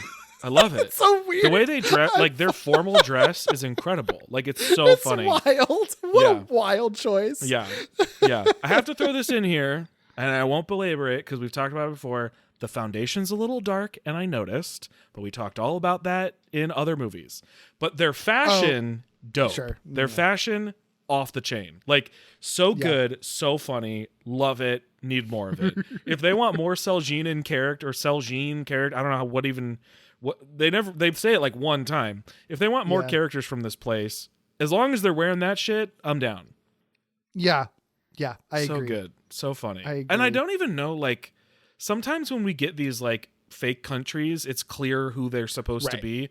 No clue. Like I have no clue. Yeah. If this is supposed to be a reference to anything.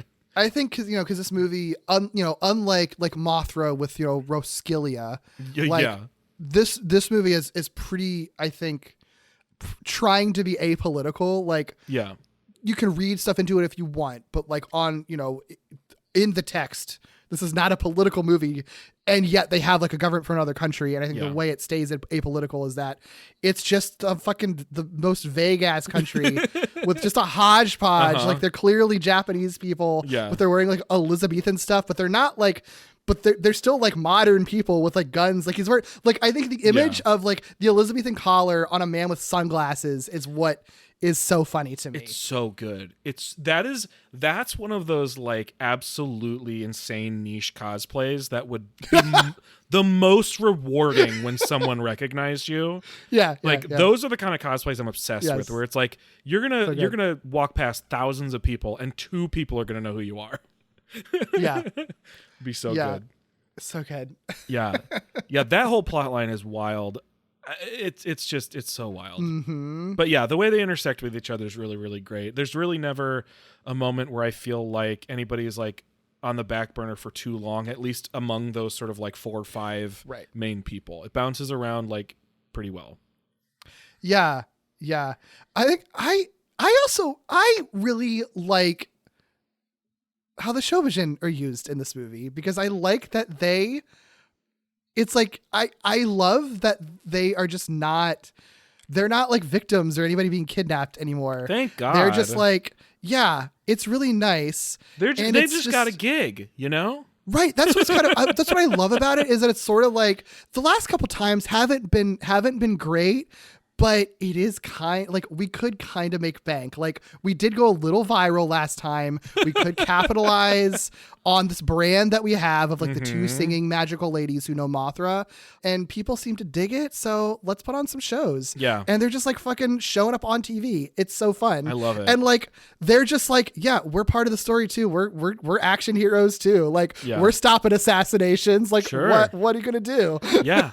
I'm obsessed. This is like such a nothing moment, but I'm obsessed with the moment where the two of them turn the lights off when the assassins are in the hotel room. It's like the quietest moment in the whole movie. And like, I just saw, not to date this episode, I just saw Bad Boys 4 like very recently. And that's like the actioniest action movie ever, where like all the camera work and like sound design is meant to make everything seem like the biggest movement you've ever witnessed in your life. And so then to watch like this old movie where this like we're turning the lights off to turn the tides of the assassination attempt is like the quietest moment in the movie. Can't get enough of it. Love it. It's so funny. So good. And they just do that. They're just like, we got this. Yeah. I love everything to do with them. I think all the effects with them are really good too. Like, you know, we talked about it in the previous Mothra movies, but it's just like the practical props to make them look small next to like Still a doorknob so good. And a light. It looks so good. There's some compositing that they do when they have the cast around them. Looks really good. But one of my favorite fucking shots in this movie is like when they're like the Shobijin are like flanking a mirror, and in the mirror is, I think, Shindo and the princess and Naoko. Maybe it's the assassins around the princess. Either way, it's the Shobijin flanking a mirror. Yeah. So you see them clearly on a mirror, and then the mirror, like it's just the interesting sort of playing with size that they're doing with seeing that, because it's already hard to do a mirror shot. Obviously, they're just probably superimposing a shot that they did into what looks like a mirror, but it still looks really good because it looks like they are standing next to a mirror reflecting the full size people in front of them. Yeah. It's so fucking cool. There's something about the Shobijin that really seem to inspire these people. Like, you know, like, and I love it because they so often look so integrated into scenes that they just have like no business looking so integrated into. It's great. Yeah. I think there's also, this one has, and I'm sure they did this with other ones, but like there's doll versions of them at one point, right? Oh, at many points. Are you kidding me? I couldn't remember specific instances, but I knew that they were doll. I was like, oh, they're the dolls. I mean, because they're always hanging out in that cute little like briefcase box thing that that's also like a mini stage. There's a lot of times when like you get a wide shot and it's just two dolls sitting in there. I would rather, I think that I would rather in these movies specifically for them to just use dolls instead of trying to like superimpose the two of them into an otherwise like completely normal wide scene. Mm-hmm. You know? Sure. Yeah. Why not? Yeah. Who cares? We know who they are. Yeah. If you're just half the time like you're not carrying them across the room, whatever. Yeah. I think it works fine. Yeah. I will say this is a little bit of a spoiler, but I think it's like, it honestly provides a little better context for this movie. Like this is the last time the Peanuts play the Shobijin. This is the last time you're going to see the Peanuts as that. I mean, I knew that at some point they were going to come back. That's why I'm not afraid to say that, and that doesn't mean the Shobijin aren't back in one These are form pop or another, stars, right? you know? Right, but I love that this ends up being their send off because they get to do cool shit in this movie. You know? Yeah. Oh, I'm glad. I'm really glad. Yeah. They get a new song. They get the Cry for Happiness song. That was written by Hiroshi Miyagawa, who had worked on them in another film that they were in. So they got someone that were familiar with them to write one last song for them. The people those like two comedians at the beginning that were like hanging out with them, those are actually real life comedians as well. I assumed so. Yeah, did they have a TV show together? They didn't have a TV show together. Okay. I think they just would pop up in random appearances and stuff. Got it. And like stage stuff. It's Senya and Ichiya Aozora. They've been compared to like vaudeville and wordplay style, like Abbott and Costello type stuff is what their vibe was. Nice. So, yeah. Yeah, I figured they had to be somebody. Yeah. I like that whole like TV scene. I think it's cool that they go like from the living room to the TV set into the. I mean, it's not anything revolutionary, but they just do it in a way that is really satisfying. Yeah. And then they come back to the living room, you know? Also, I mean, I love the way that Shindo and Naoko interact with each other as siblings.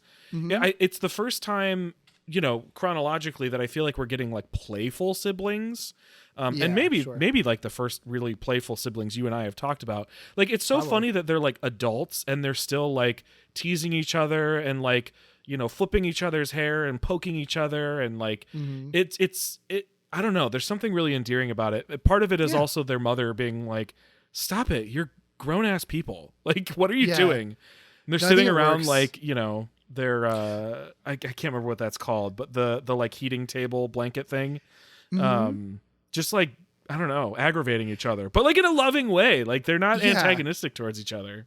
No, it's funny, and I think it makes it funnier that they have these like kind of parallel stories that they have the exact same goal of like finding the princess, but for different reasons, and it almost like puts them at odds. Yeah. One of my favorite, there's two like funny like comedy cuts that they do in this movie, like joke cuts, and one of them is between the two of them because it's like Shindo shows up to the hotel and is talking to Naoko, and he's just like, I think that you have the princess in your hotel room. And she's like, I don't have the princess in my hotel room. And it immediately cuts to the princess sitting in the hotel room. That was really good. Like, it's such a basic joke, but it's so fucking funny. And it's just like, you know, it's kind of like modern rapid humor. Sure. There's another one that's totally unrelated, but there's another one I thought was so fucking funny where like, I don't even remember who's talking. I think it's it's the detectives when they're trying to research this stuff or something. And they're like, who do, you know, we have this, we have an expert that we want to talk to about like the meteor or whatever.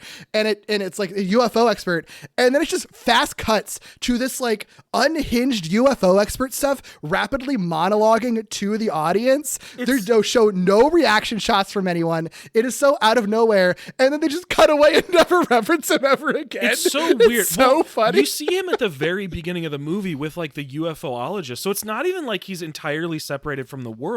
So it's even weirder that they like cut to this completely different set with no one else. It feels honestly like when you watch like an indie horror film and they got like an actual horror actor, but like who couldn't be there on set at the same time as everybody else. Yeah. Like it was giving that, you know? Yeah. He was like talking about like talking she fell into a gap between dimensions and stuff. And he's not even like right like about any of it. Like nothing he's saying is actually correct. It's so goofy. It's so funny. Yeah. I think, I actually feel like this movie could have benefited from like a little bit more of that, especially given how lighthearted a lot of the monster stuff is. But I love what we got, you know, like there are some really like fun little moments and really playful moments, especially with the siblings. Yeah. Sorry. I didn't mean to derail from the sibling talk. No. It all fits together just as like part of what this movie does for like, the humor vibes. The other thing that's funny, and I don't think it's intentional, but it is funny to me watching it, is how bad everyone is, honestly, as protecting the princess at so many points. Like, there's a point when Naoko just says live on television exactly where the princess is at this treatment center. Like, and nobody calls her out on it, and the assassins are like, all right, I guess we'll go there and kill her. And then they have her fucking strapped to like the shock treatment table where the assassins can very easily access it and electrocute her. It's like, you guys are trying so hard to get this lady killed. You want her to die, clearly. Yeah. Two very different reactions to what you just said. One, I hadn't thought of it that way, but that is so true. And it's kind of perfect, right? Like if you have all these characters trying to chase after this princess, like please include some antics. You know what I mean? Like, so that is like, she's the center of everything and they can't keep track of her and it's like perfect. Second thing is like that whole shock treatment thing, dude, what the fuck? So uncomfortable the first time I watched it because I didn't know what the fuck was gonna happen. Right. And they genuinely were trying to help is certainly a word that I can use. That's definitely, if anything, is a reminder that this is 1964. That is definitely one of them. It's sort of like, we could just try shock treatment, right? No big deal. There's no issues there. No, and she's a fucking princess from another country. Like, there's no one that can give consent on her behalf for this situation whatsoever. It's wild. So like that on its own was wild and like nerve-wracking to me. I'm like, they're they're really gonna like shock this woman. They've like given her drugs, they've given her, hypnosis, they've done all these things. Now they're gonna like shock this woman. But then for it to turn into the assassination attempt, I was like, I don't think it's actually gonna happen. But this is so fucking dark. Like they're just gonna electrocute this woman. And that's how they're gonna get away. I was like, this is wild. Because you imagine the scenario where it works and you've just got these two dudes who are like, what did we do? Like, it's just, Right. Luckily, couldn't believe it. That's not what happens. But absolutely gobsmacked that was part of the movie. Yeah. But yeah, she's fine. She's fine. But it is a thing that is it's terrifying. Ooh.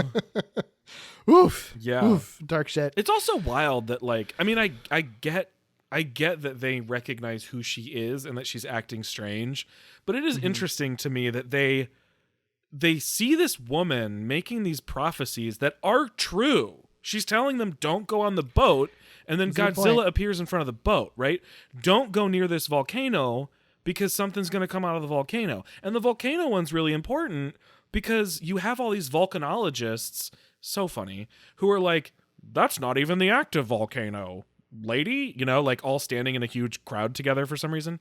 But she's right. And they're still like, we got to shock this lady. We got to drug this lady. Like, we got to get her to stop making these prophecies. Like, no, maybe just listen to her. Yeah, the prophecies, maybe they're actually helping everyone. Yeah, love the prophecies, by the way. Love that the way they kind of introduce these monsters into this movie, because they just need to get the monsters there. Like, the goal is to get 4 monsters on the screen, right? Love that it's just like, weird shit is happening because Ghidorah is around, and the messenger of Venus is basically like, don't go over there, something dangerous is going to happen. Don't go over there, something dangerous is going to happen. I don't know. Something about that I just really, really love. I agree. Yeah. Don't go in the water. Yeah. I mean, it's like a weird, it's almost like a horror movie kind of element to it, in a movie that's otherwise has no horror stuff at all in it. I think, I think it's just, I think we're also seeing just like, it's cool when something different happens in these movies, right? Like we have seen, especially, for the Showa era, this is the 5th one, the first 4, all of them kind of will carry some same elements from the past ones, and we've seen stuff like in Raids again, where it's just like, this just feels like you're kind of rehashing so much stuff from the first Godzilla movie. And even Rodan, which we like, is redoing a lot of stuff from the first Godzilla movie. Yeah. I do think it's just really, I think it does feel really cool and fresh when it's like, this is a Godzilla movie that has a fucking ancient Venus person who's making prophecies. Like, didn't expect that to happen, but it's cool that it's here, We have to talk about the actual Venusian of it all, because I also always want to call it Venetian. I have such a hard time. That's why I'm always That's why I'm always hesitating before I say it. And I'm like, am I going to say this how it should be or not? That's why you're cool with them changing it to Martians, because that's easy to say. Yeah, you don't have to decide if it's Venetian or Venusian or Venusian. Which, by the way, did you know? This is just a fun fact. Did you know that like scientists had say that like Venus was once an inhabitable planet at a certain point? Yeah, it's just cool that this movie like predicted that. Oh, this predated this movie that? Because that wasn't a thing that scientists figured out until I think relatively recently. Gotcha. Or were theorizing it recently. They weren't theorizing that at this point. This was just like with Mars, where it's just like random cool sounding planet in the solar system. What if there was a civilization? It's just funny that they're kind of right. Yeah. They could have been right. That like maybe there wasn't a civilization on Venus a millennia ago, and that a monster wiped out. Who fucking knows? There's nothing saying that didn't happen. When did like weird new agey like Star Child, like when did Scientology start? Like when did all that sort of like Scientology was pretty recent, but was that? But like, that might have been in the 50s. But you know what I mean? Like not specifically Scientology, but sort of like the sort of like super ancient like alien sort of. I mean, like, because that's kind of what this is in the realm of. I think the Church of Scientology was literally founded in like 1952. So like those sort of things were in the ether. Yeah. At the time, for sure. Interesting. Because like I know that she gives us a really specific explanation for what she is, where she comes from, all this sort of stuff. And I know we see the moment where she's like looking and we get the light shot that blinded her and all this sort of stuff. I don't know that this movie makes it like abundantly clear what happened to her. No, I think it's very ambiguous. I love it, but I would love to know what you think. Like, is this a Venusian spirit possessing a woman? Is this something inherently about this princess? Like, what? I think it's I took it as a combination of both, because it seems like, because doesn't she implies that, like, you know, Venusians had all these powers, and at this point the only power left is prophecy, which made me feel like, so some of you are like, actually there's like Venetian alien DNA on Earth, I feel like, right? Could be. I feel like it's like that she's a descendant of a Venusian, so she's the only one who's able to sort of house the spirit, and maybe that spirit was, you know, part of another power that Venusians had of being able to turn their consciousness into like something that exists independently of a body. And it's just now arrived on Earth, or, you know, come out of the ether, some ethereal plane, to possess a person that has Venusian DNA and the power of prophecy, and activated that power. I have no idea, but my truly insane take on this, I guess. I have no idea, but I love that this is a conversation we're having about a Godzilla movie. Like, there's some, and only the fifth Godzilla movie. It's not like this is like super late era either. Like, it pretty rapidly got to this point. I would not have even been remotely surprised if the first time we saw sort of like weird psychic shit was Biollante. Like, if you told me that's the first time they injected that into the series, I would be like, sure, why not? Right? It's like happening right after a reboot, whatever. But no, like, this is, I love that. I love that this is part of a Godzilla movie. I have no idea what the fuck she is. I don't know if she is literally, like, are there Venusians among us? Is it a Venusian spirit in, like, Star Child situation? I have no clue, but I love it. I'm obsessed with it. She's the best. I think it's like the good kind of don't have answers for it. It just makes it all more mysterious. Exactly. You know? It's like suddenly the Godzilla universe has sort of been like blown wide open, right? Like, it got cosmic. It's like, it got cosmic. We got cosmic real fast, you know? Yeah. And it's, I mean, and you know, a lot of times I don't love cosmic stuff in like my Marvel universe as much, for example. I don't care as much about that stuff. But when you have a fucking universe of giant monsters and prehistoric creatures awakened by nuclear radiation, like, perfect place to have space spirits and cosmic spirits inhabiting people and prophecies and shit. It works so seamlessly. We've already got the fantasy part from Mothra. We were missing that sort of like spiritual sci-fi. Like, there you go. It's here now. Absolutely. It's here to stay. Love that for only 5 movies in, there's like a space dragon, and that's just true. That's just wild. True. You know? Fucking Great. Love it so much. so cool. Okay. I think we have to talk about the monster stuff. Really, like, obviously we've touched on it, but, you know, there's a whole monster side of this movie. I love the idea that Rodan wakes up, Godzilla wakes up, and they're just like, fuck this guy in particular, and just start fighting because they don't like each other. It's, I think, really funny. It is very funny. I love what this is one of those, like, I love what they set out to do with like all these monsters converging, and I like how they get there. I love so much of the monster stuff. And then there's the Godzilla versus Rodan part 2, where they're both on the ground, and I'm like, like, breaks on the action. I was like, oh, like, it was so jarring. Do you mean when they're fighting on the ground? No, their first fight is cool as hell, where you're talking about them just being like, fuck this guy in particular. When Godzilla is on the ground and Rodan is flying, and Rodan is like flipping Godzilla and all this sort of shit, I was like, this fucking rules. I love this so much.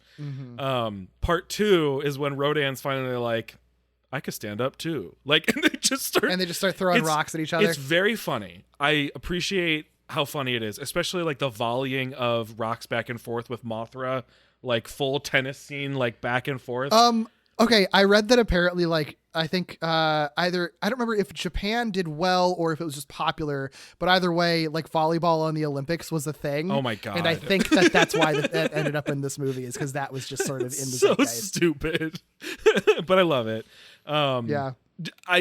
That is the one part of this movie that I have to like compartmentalize, like you were talking about, and just like let that be its own part of the movie. But all the other monster stuff, I just like genuinely, authentically think is like cool as shit.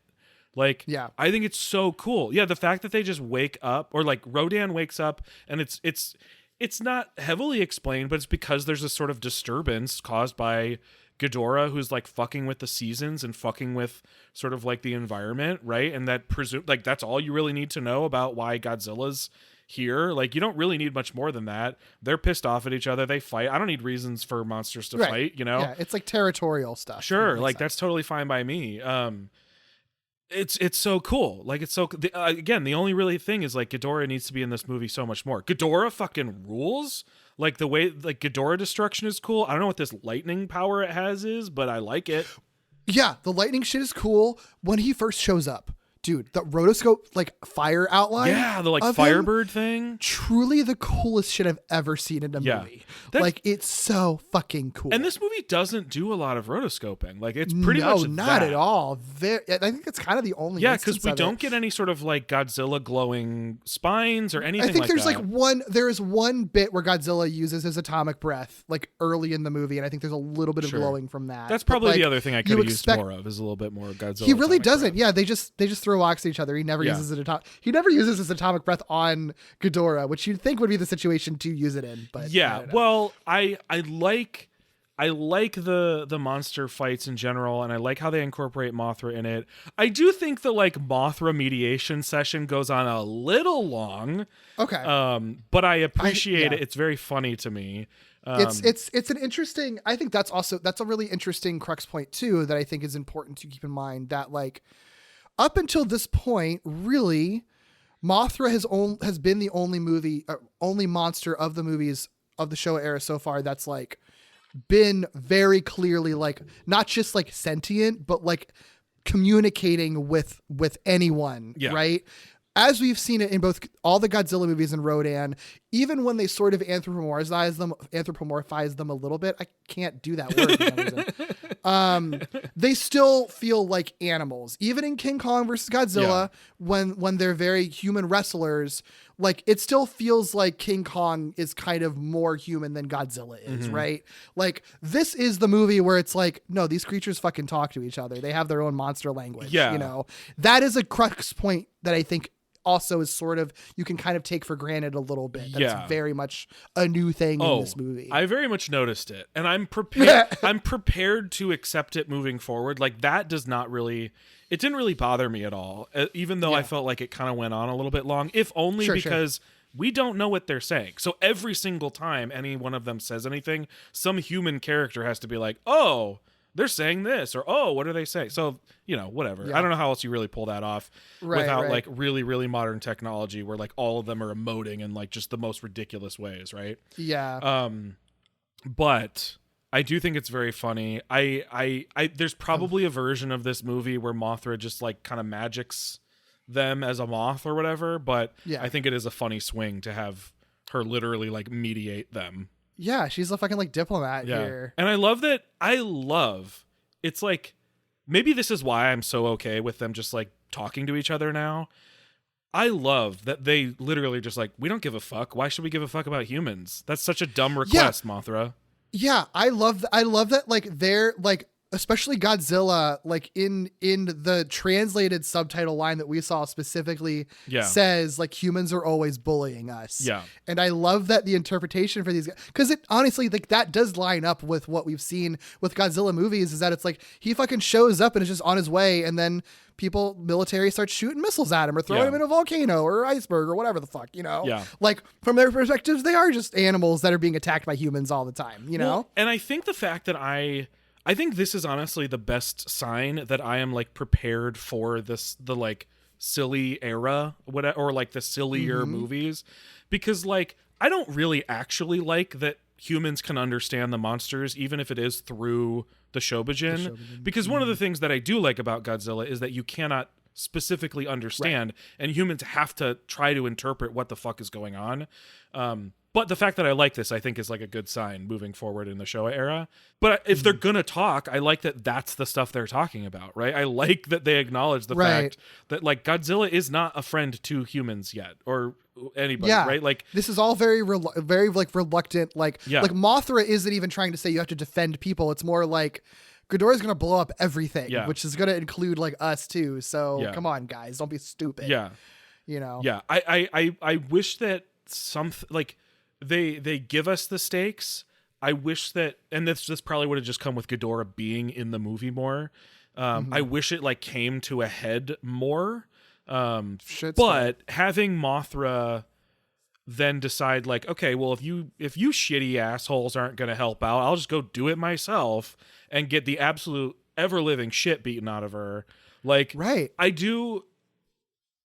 wish there was like one more thing that convinces Godzilla and Rodan, because like I don't know why they care about, especially Rodan.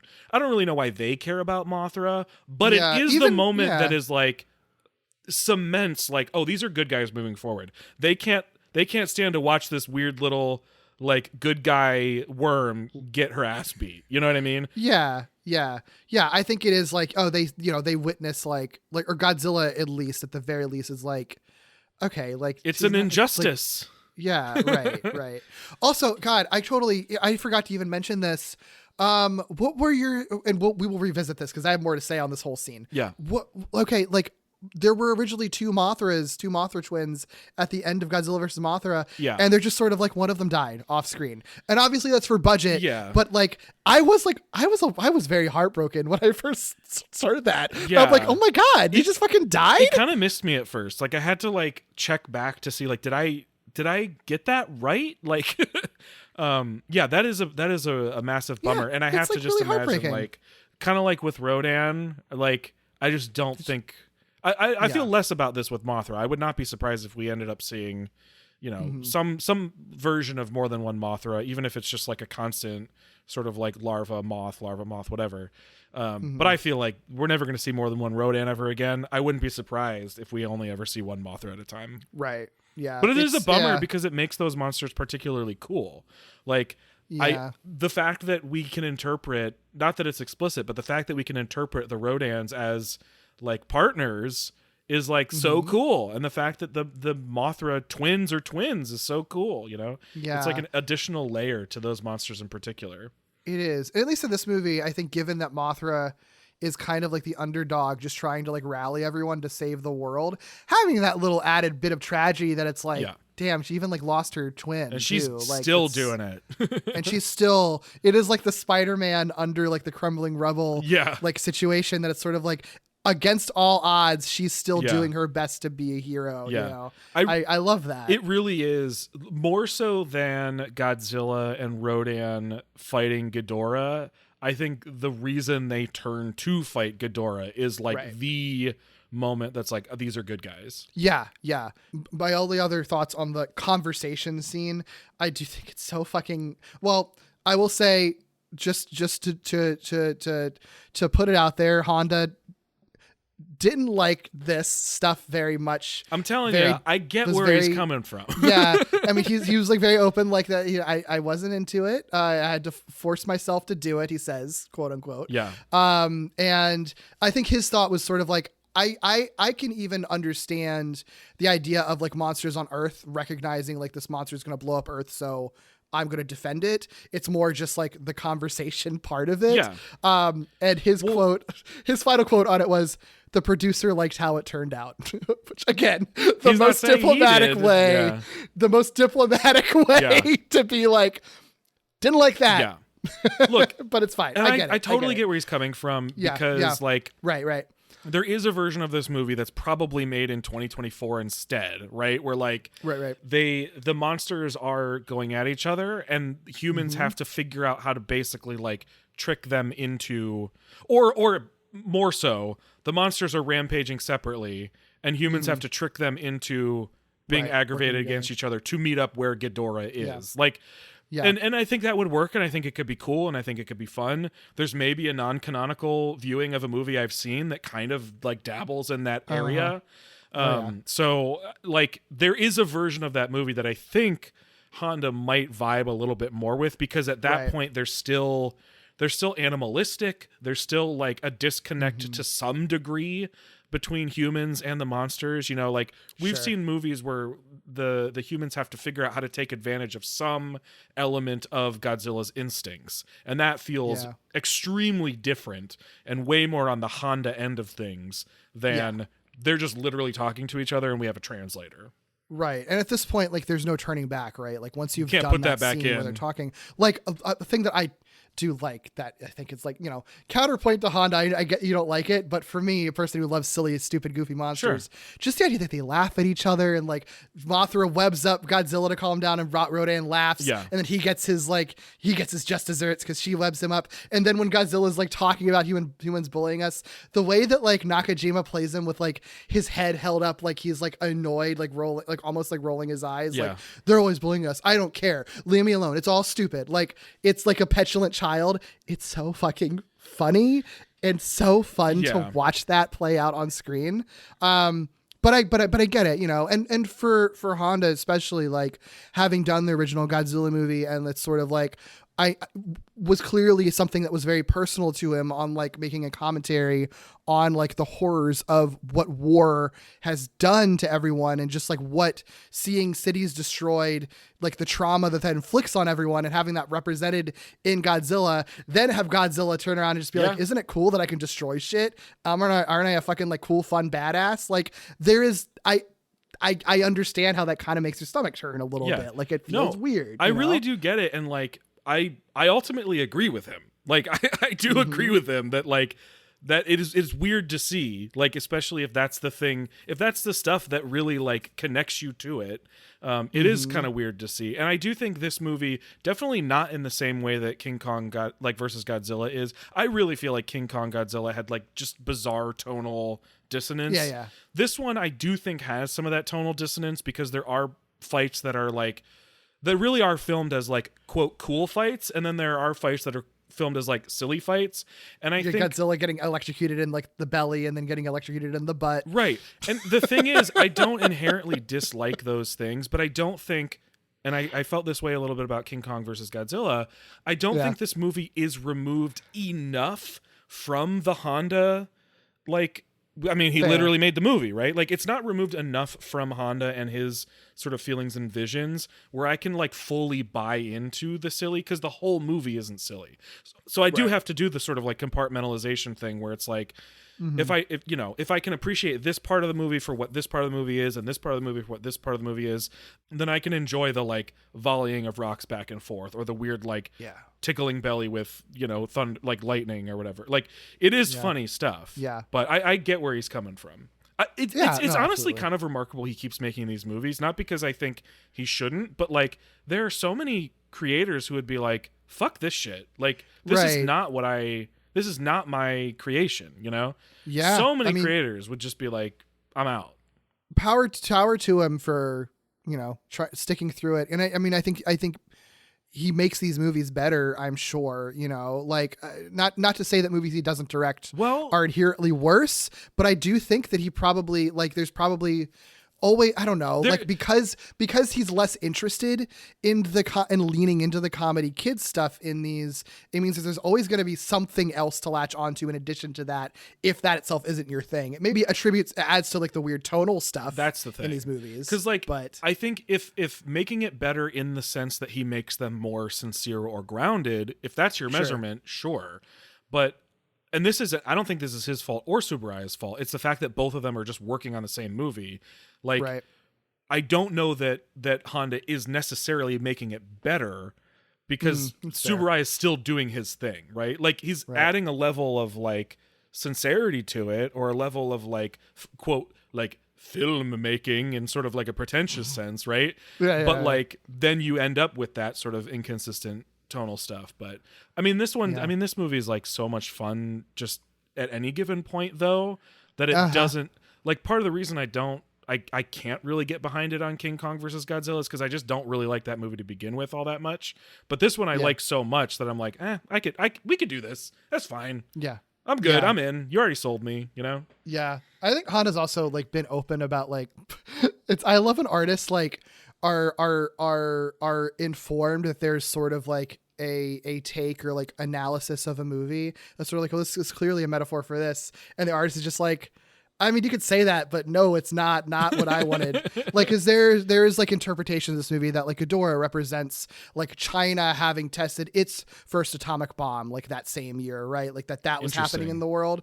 That's like a new an outside context nuclear threat from like that. There's another place that has a nuclear threat, and so like Ghidorah represents that, and Honda's very specifically been like, no, that he was just a guy from outer space. Because like, here's the thing, like I don't think Honda is afraid of figuring out a way to make that more obvious or more explicit. I think so too. Right. And I think one of the things that I don't like, one of those sort of like superfluous things I was talking, like inefficient things I was talking about, I alluded to super early in this episode. Oh, right. Which is the moment where you get the military moment, right? You get the Godzilla movie military moment. There's really no reason or place for the military to be in this movie at all. None of the characters are really that connected to it.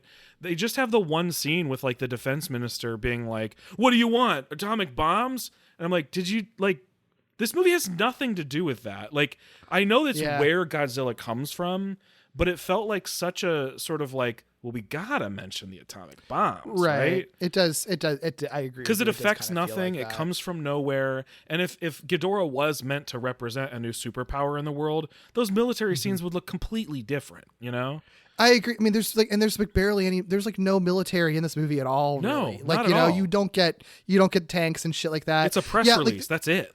Right.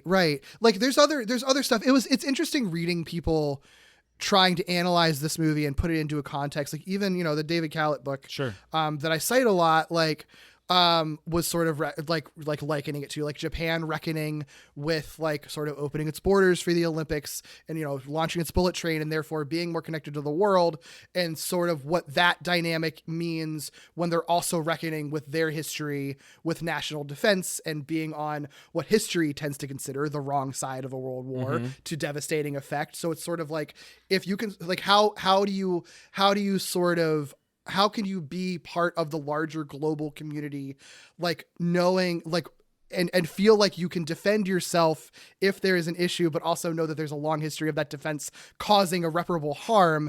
And Godzilla theoretically represents that like idea of like what your defense is both good and bad contained in one, right? Which I do think is true. I don't know if that was an intention.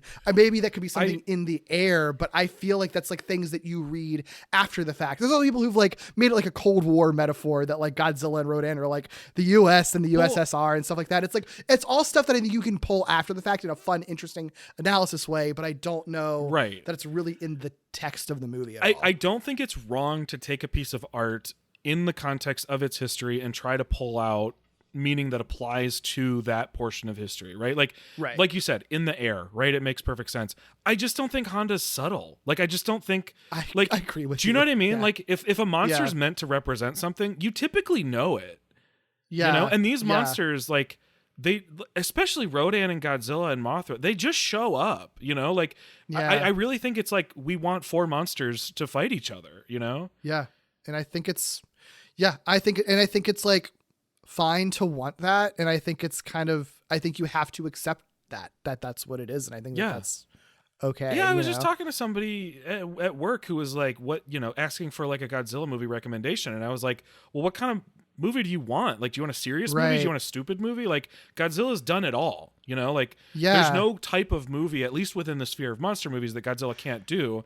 And it is okay to just want a movie that's like monsters duking it out. There's plenty of them. I was talking to one of my friends in my book club who I don't think realized that I was doing a Godzilla podcast. Like, didn't know that I had any like knowledge on it. And I don't remember how it came up in conversation, but I think he was just like, yeah, I mean, most of the Godzilla movies are bad, aren't they?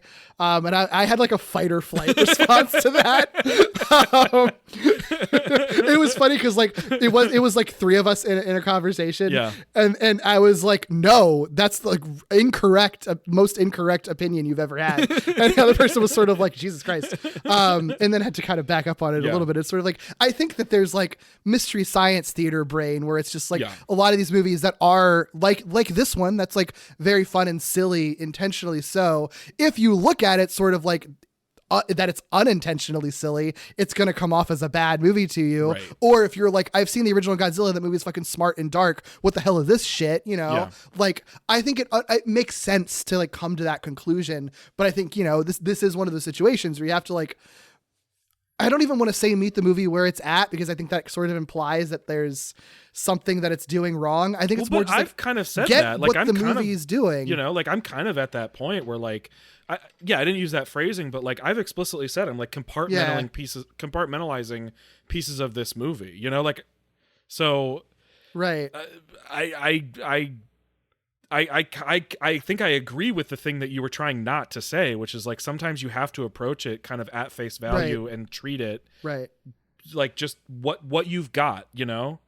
Yeah, and I think I guess like I said, I fucking love this movie. I think it's fun as shit. Yeah. I love goofy monsters like going at it, you know, and like in the midst of fucking like assassination attempts. It's so weird. I love how fucking weird and all over the place this movie is. Never would have I get why you why you might not get why those things are like in the same movie, but I kind of love that they're all in the same movie. You know, I think I get why they could end up in the same movie. I think if the movie in general is supposed to be silly, right? And I think parts of it are.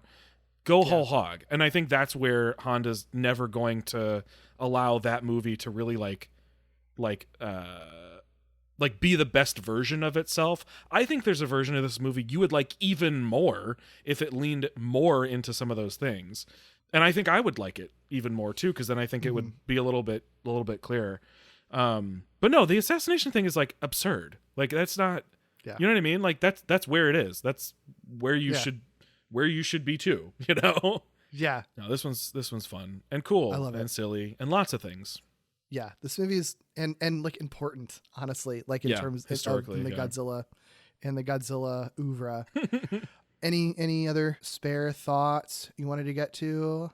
I don't think so. I actually think we hit most of the things that I had jotted down. Yeah. Oh wait, no, actually. I mean, it's not a big thing at all. This is like a momentary thing. We talked about obviously how the princess like dies or whatever. The plane just exploding was like really a lot. I was like, whoa, dude. That effect gets me every time. Because Rodan had some of that stuff, and every time they just like blow up a miniature plane, I'm like, whoa. Like, it really... it is. I mean, it's very abrupt. Yeah. I agree. I totally agree. But that's it. Is there any other gay shit? I feel like we haven't gayed up this podcast as much as we could, because there's always so much stuff to talk about. I do think Godzilla and Rodan you could interpret as like catty queens who don't like each other's turf. Yeah, I mean, I think anytime Mothra is around, that's where your center is. You know what I mean? Because I think, like Hamish said, like Mothra really represents this sort of like power and delicacy sort of thing, and I think that's the heart of the gay stuff you might be able to find. But yeah, if you're looking for the sort of over the top gay stuff, it's going to be with Rodan and Godzilla. But I you know, as much as I hate to say it, I don't think this movie's like particularly gay. Yeah, other than the non-existent rainbow wings that Ghidorah ended up not having. Yeah. There is Rodan picks up Godzilla and drops him crotch first into an electric pole. Sure. Or electric tower, which I think is really funny. Kinky. Very kinky. Yeah, they were into it.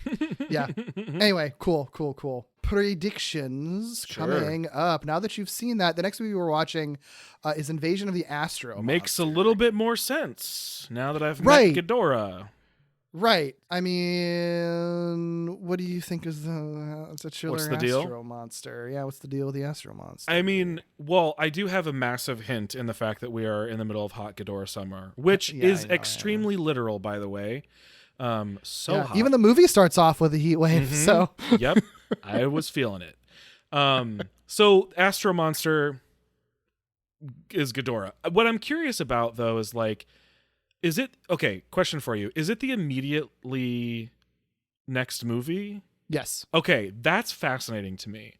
And so what I'm curious about, especially knowing like Honda's feelings on things in general, and the fact that Ghidorah is introduced in a movie with like a full cast of monsters, I do wonder if Invasion of the Astro Monster is like effectively Ghidorah's actual Rodan or Mothra. You know what I mean?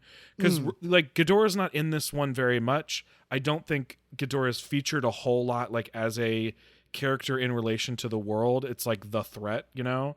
But Rodan's Rodan gets his own introduction. Mothra gets her own introduction. And so I do wonder if this is going to be a movie that is sort of like not retroactively necessarily, but like is Ghidorah's like actual feature. Sure. Okay. So to answer a question I know you're going to ask, I don't think there are any monsters aside from Ghidorah and Godzilla. Okay.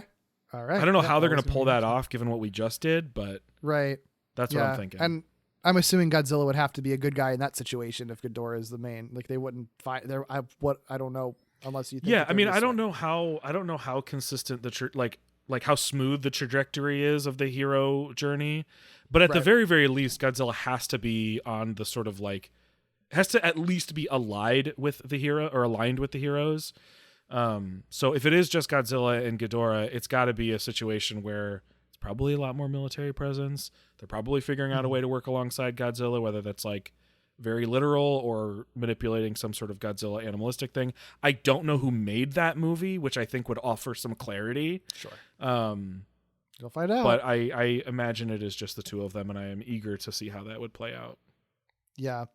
I feel like I don't even need to ask this question. Like, will any of these characters appear again?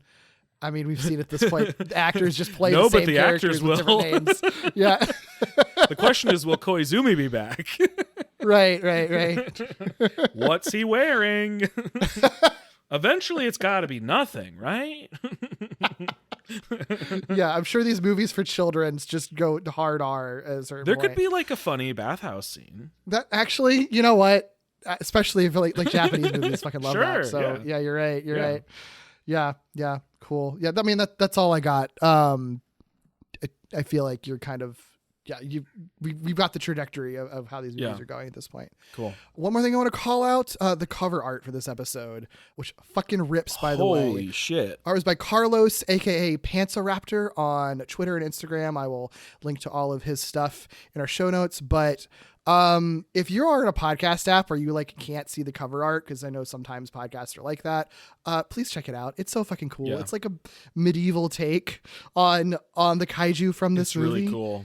It's so cool. I broke my own rule and I'm not putting the Skrionk like title on it because it's like such a specific style that I feel like I would just ruin it by like putting the podcast title on it. But please check it out. It's got fucking little the Mothra larva riding on Rodan too. It's so cute. Yeah. Good shit. There is a full gallery on our show page for over on glitterjaw.com. So you could look at all of the artwork over there. Yeah, if you go to Glitterjaw, you can see the artwork without any of the titles on it as well. It's the uncut cover art gallery on our Glitterjaw page at glitterjaw.com. Yeah. And also, all the links to all of the artists that have helped us so far and will help us in the future as well. If you'd like to find other queer creators who talk about media, please check out the Glitterjaw Queer Podcast Collective at glitterjaw.com. Like we said, we have show pages for all of our Glitterjaw shows. It's actually a pretty new website with some really cool like bonus stuff for some of the podcasts, including like bios for podcasters. We've got a newsletter as well, so you can look at that on the news page. But you can also sign up for the newsletter to get updates directly into your inbox. So if we have any new podcasts popping up or any announcements for cool stuff happening with the podcasts, I can tell you that there is some stuff that will be coming into your inbox soon. So definitely check that out and sign up for that newsletter. Follow us on Twitter, Facebook, and Blue Sky at Glitterjaw, and on Instagram at GlitterjawPods. But for us individually, Doug, where can we find you? You can find me all over the place at Ikkybooley, ICKYBOOLEY. You can listen to me on a couple more shows here on Glitterjaw. Derek, you and I do a weekly show together called Walloping Web Snappers, where we deep dive into every Spider-Man cartoon ever made. We also just dusted off the Falling with Style feed to talk about Inside Out 2. And I do a show with my friend Katie called Novel Gaming, where we catch up on all of the books and video games and sometimes other media we've been consuming lately. What about you? Sure. You can find me most places at Derek B. Gale. You can find my other podcasts. One of them is Gimmicks, which I do with my co-host David, where we look at the high concept and experimental experimental, structure-breaking, gimmicky episodes of TV, and also Lee Carvalho's Potting Challenge, which is a podcast I do with Tommy, where we look at all of the tie-in Simpsons video games chronologically, including video game history and Simpsons history. If you would like to support this show, you can check out our Patreon at patreon.com/wallopingwebsnappers. That's, of course, our Spider-Man show's name, but that supports everything Doug and I do together. So it's very helpful if you want to support us that way. You can also check out our Discord. There's a link to that in the show notes. That is, of course, our Walloping Websnappers Discord, but we have a channel for Screonk specifically.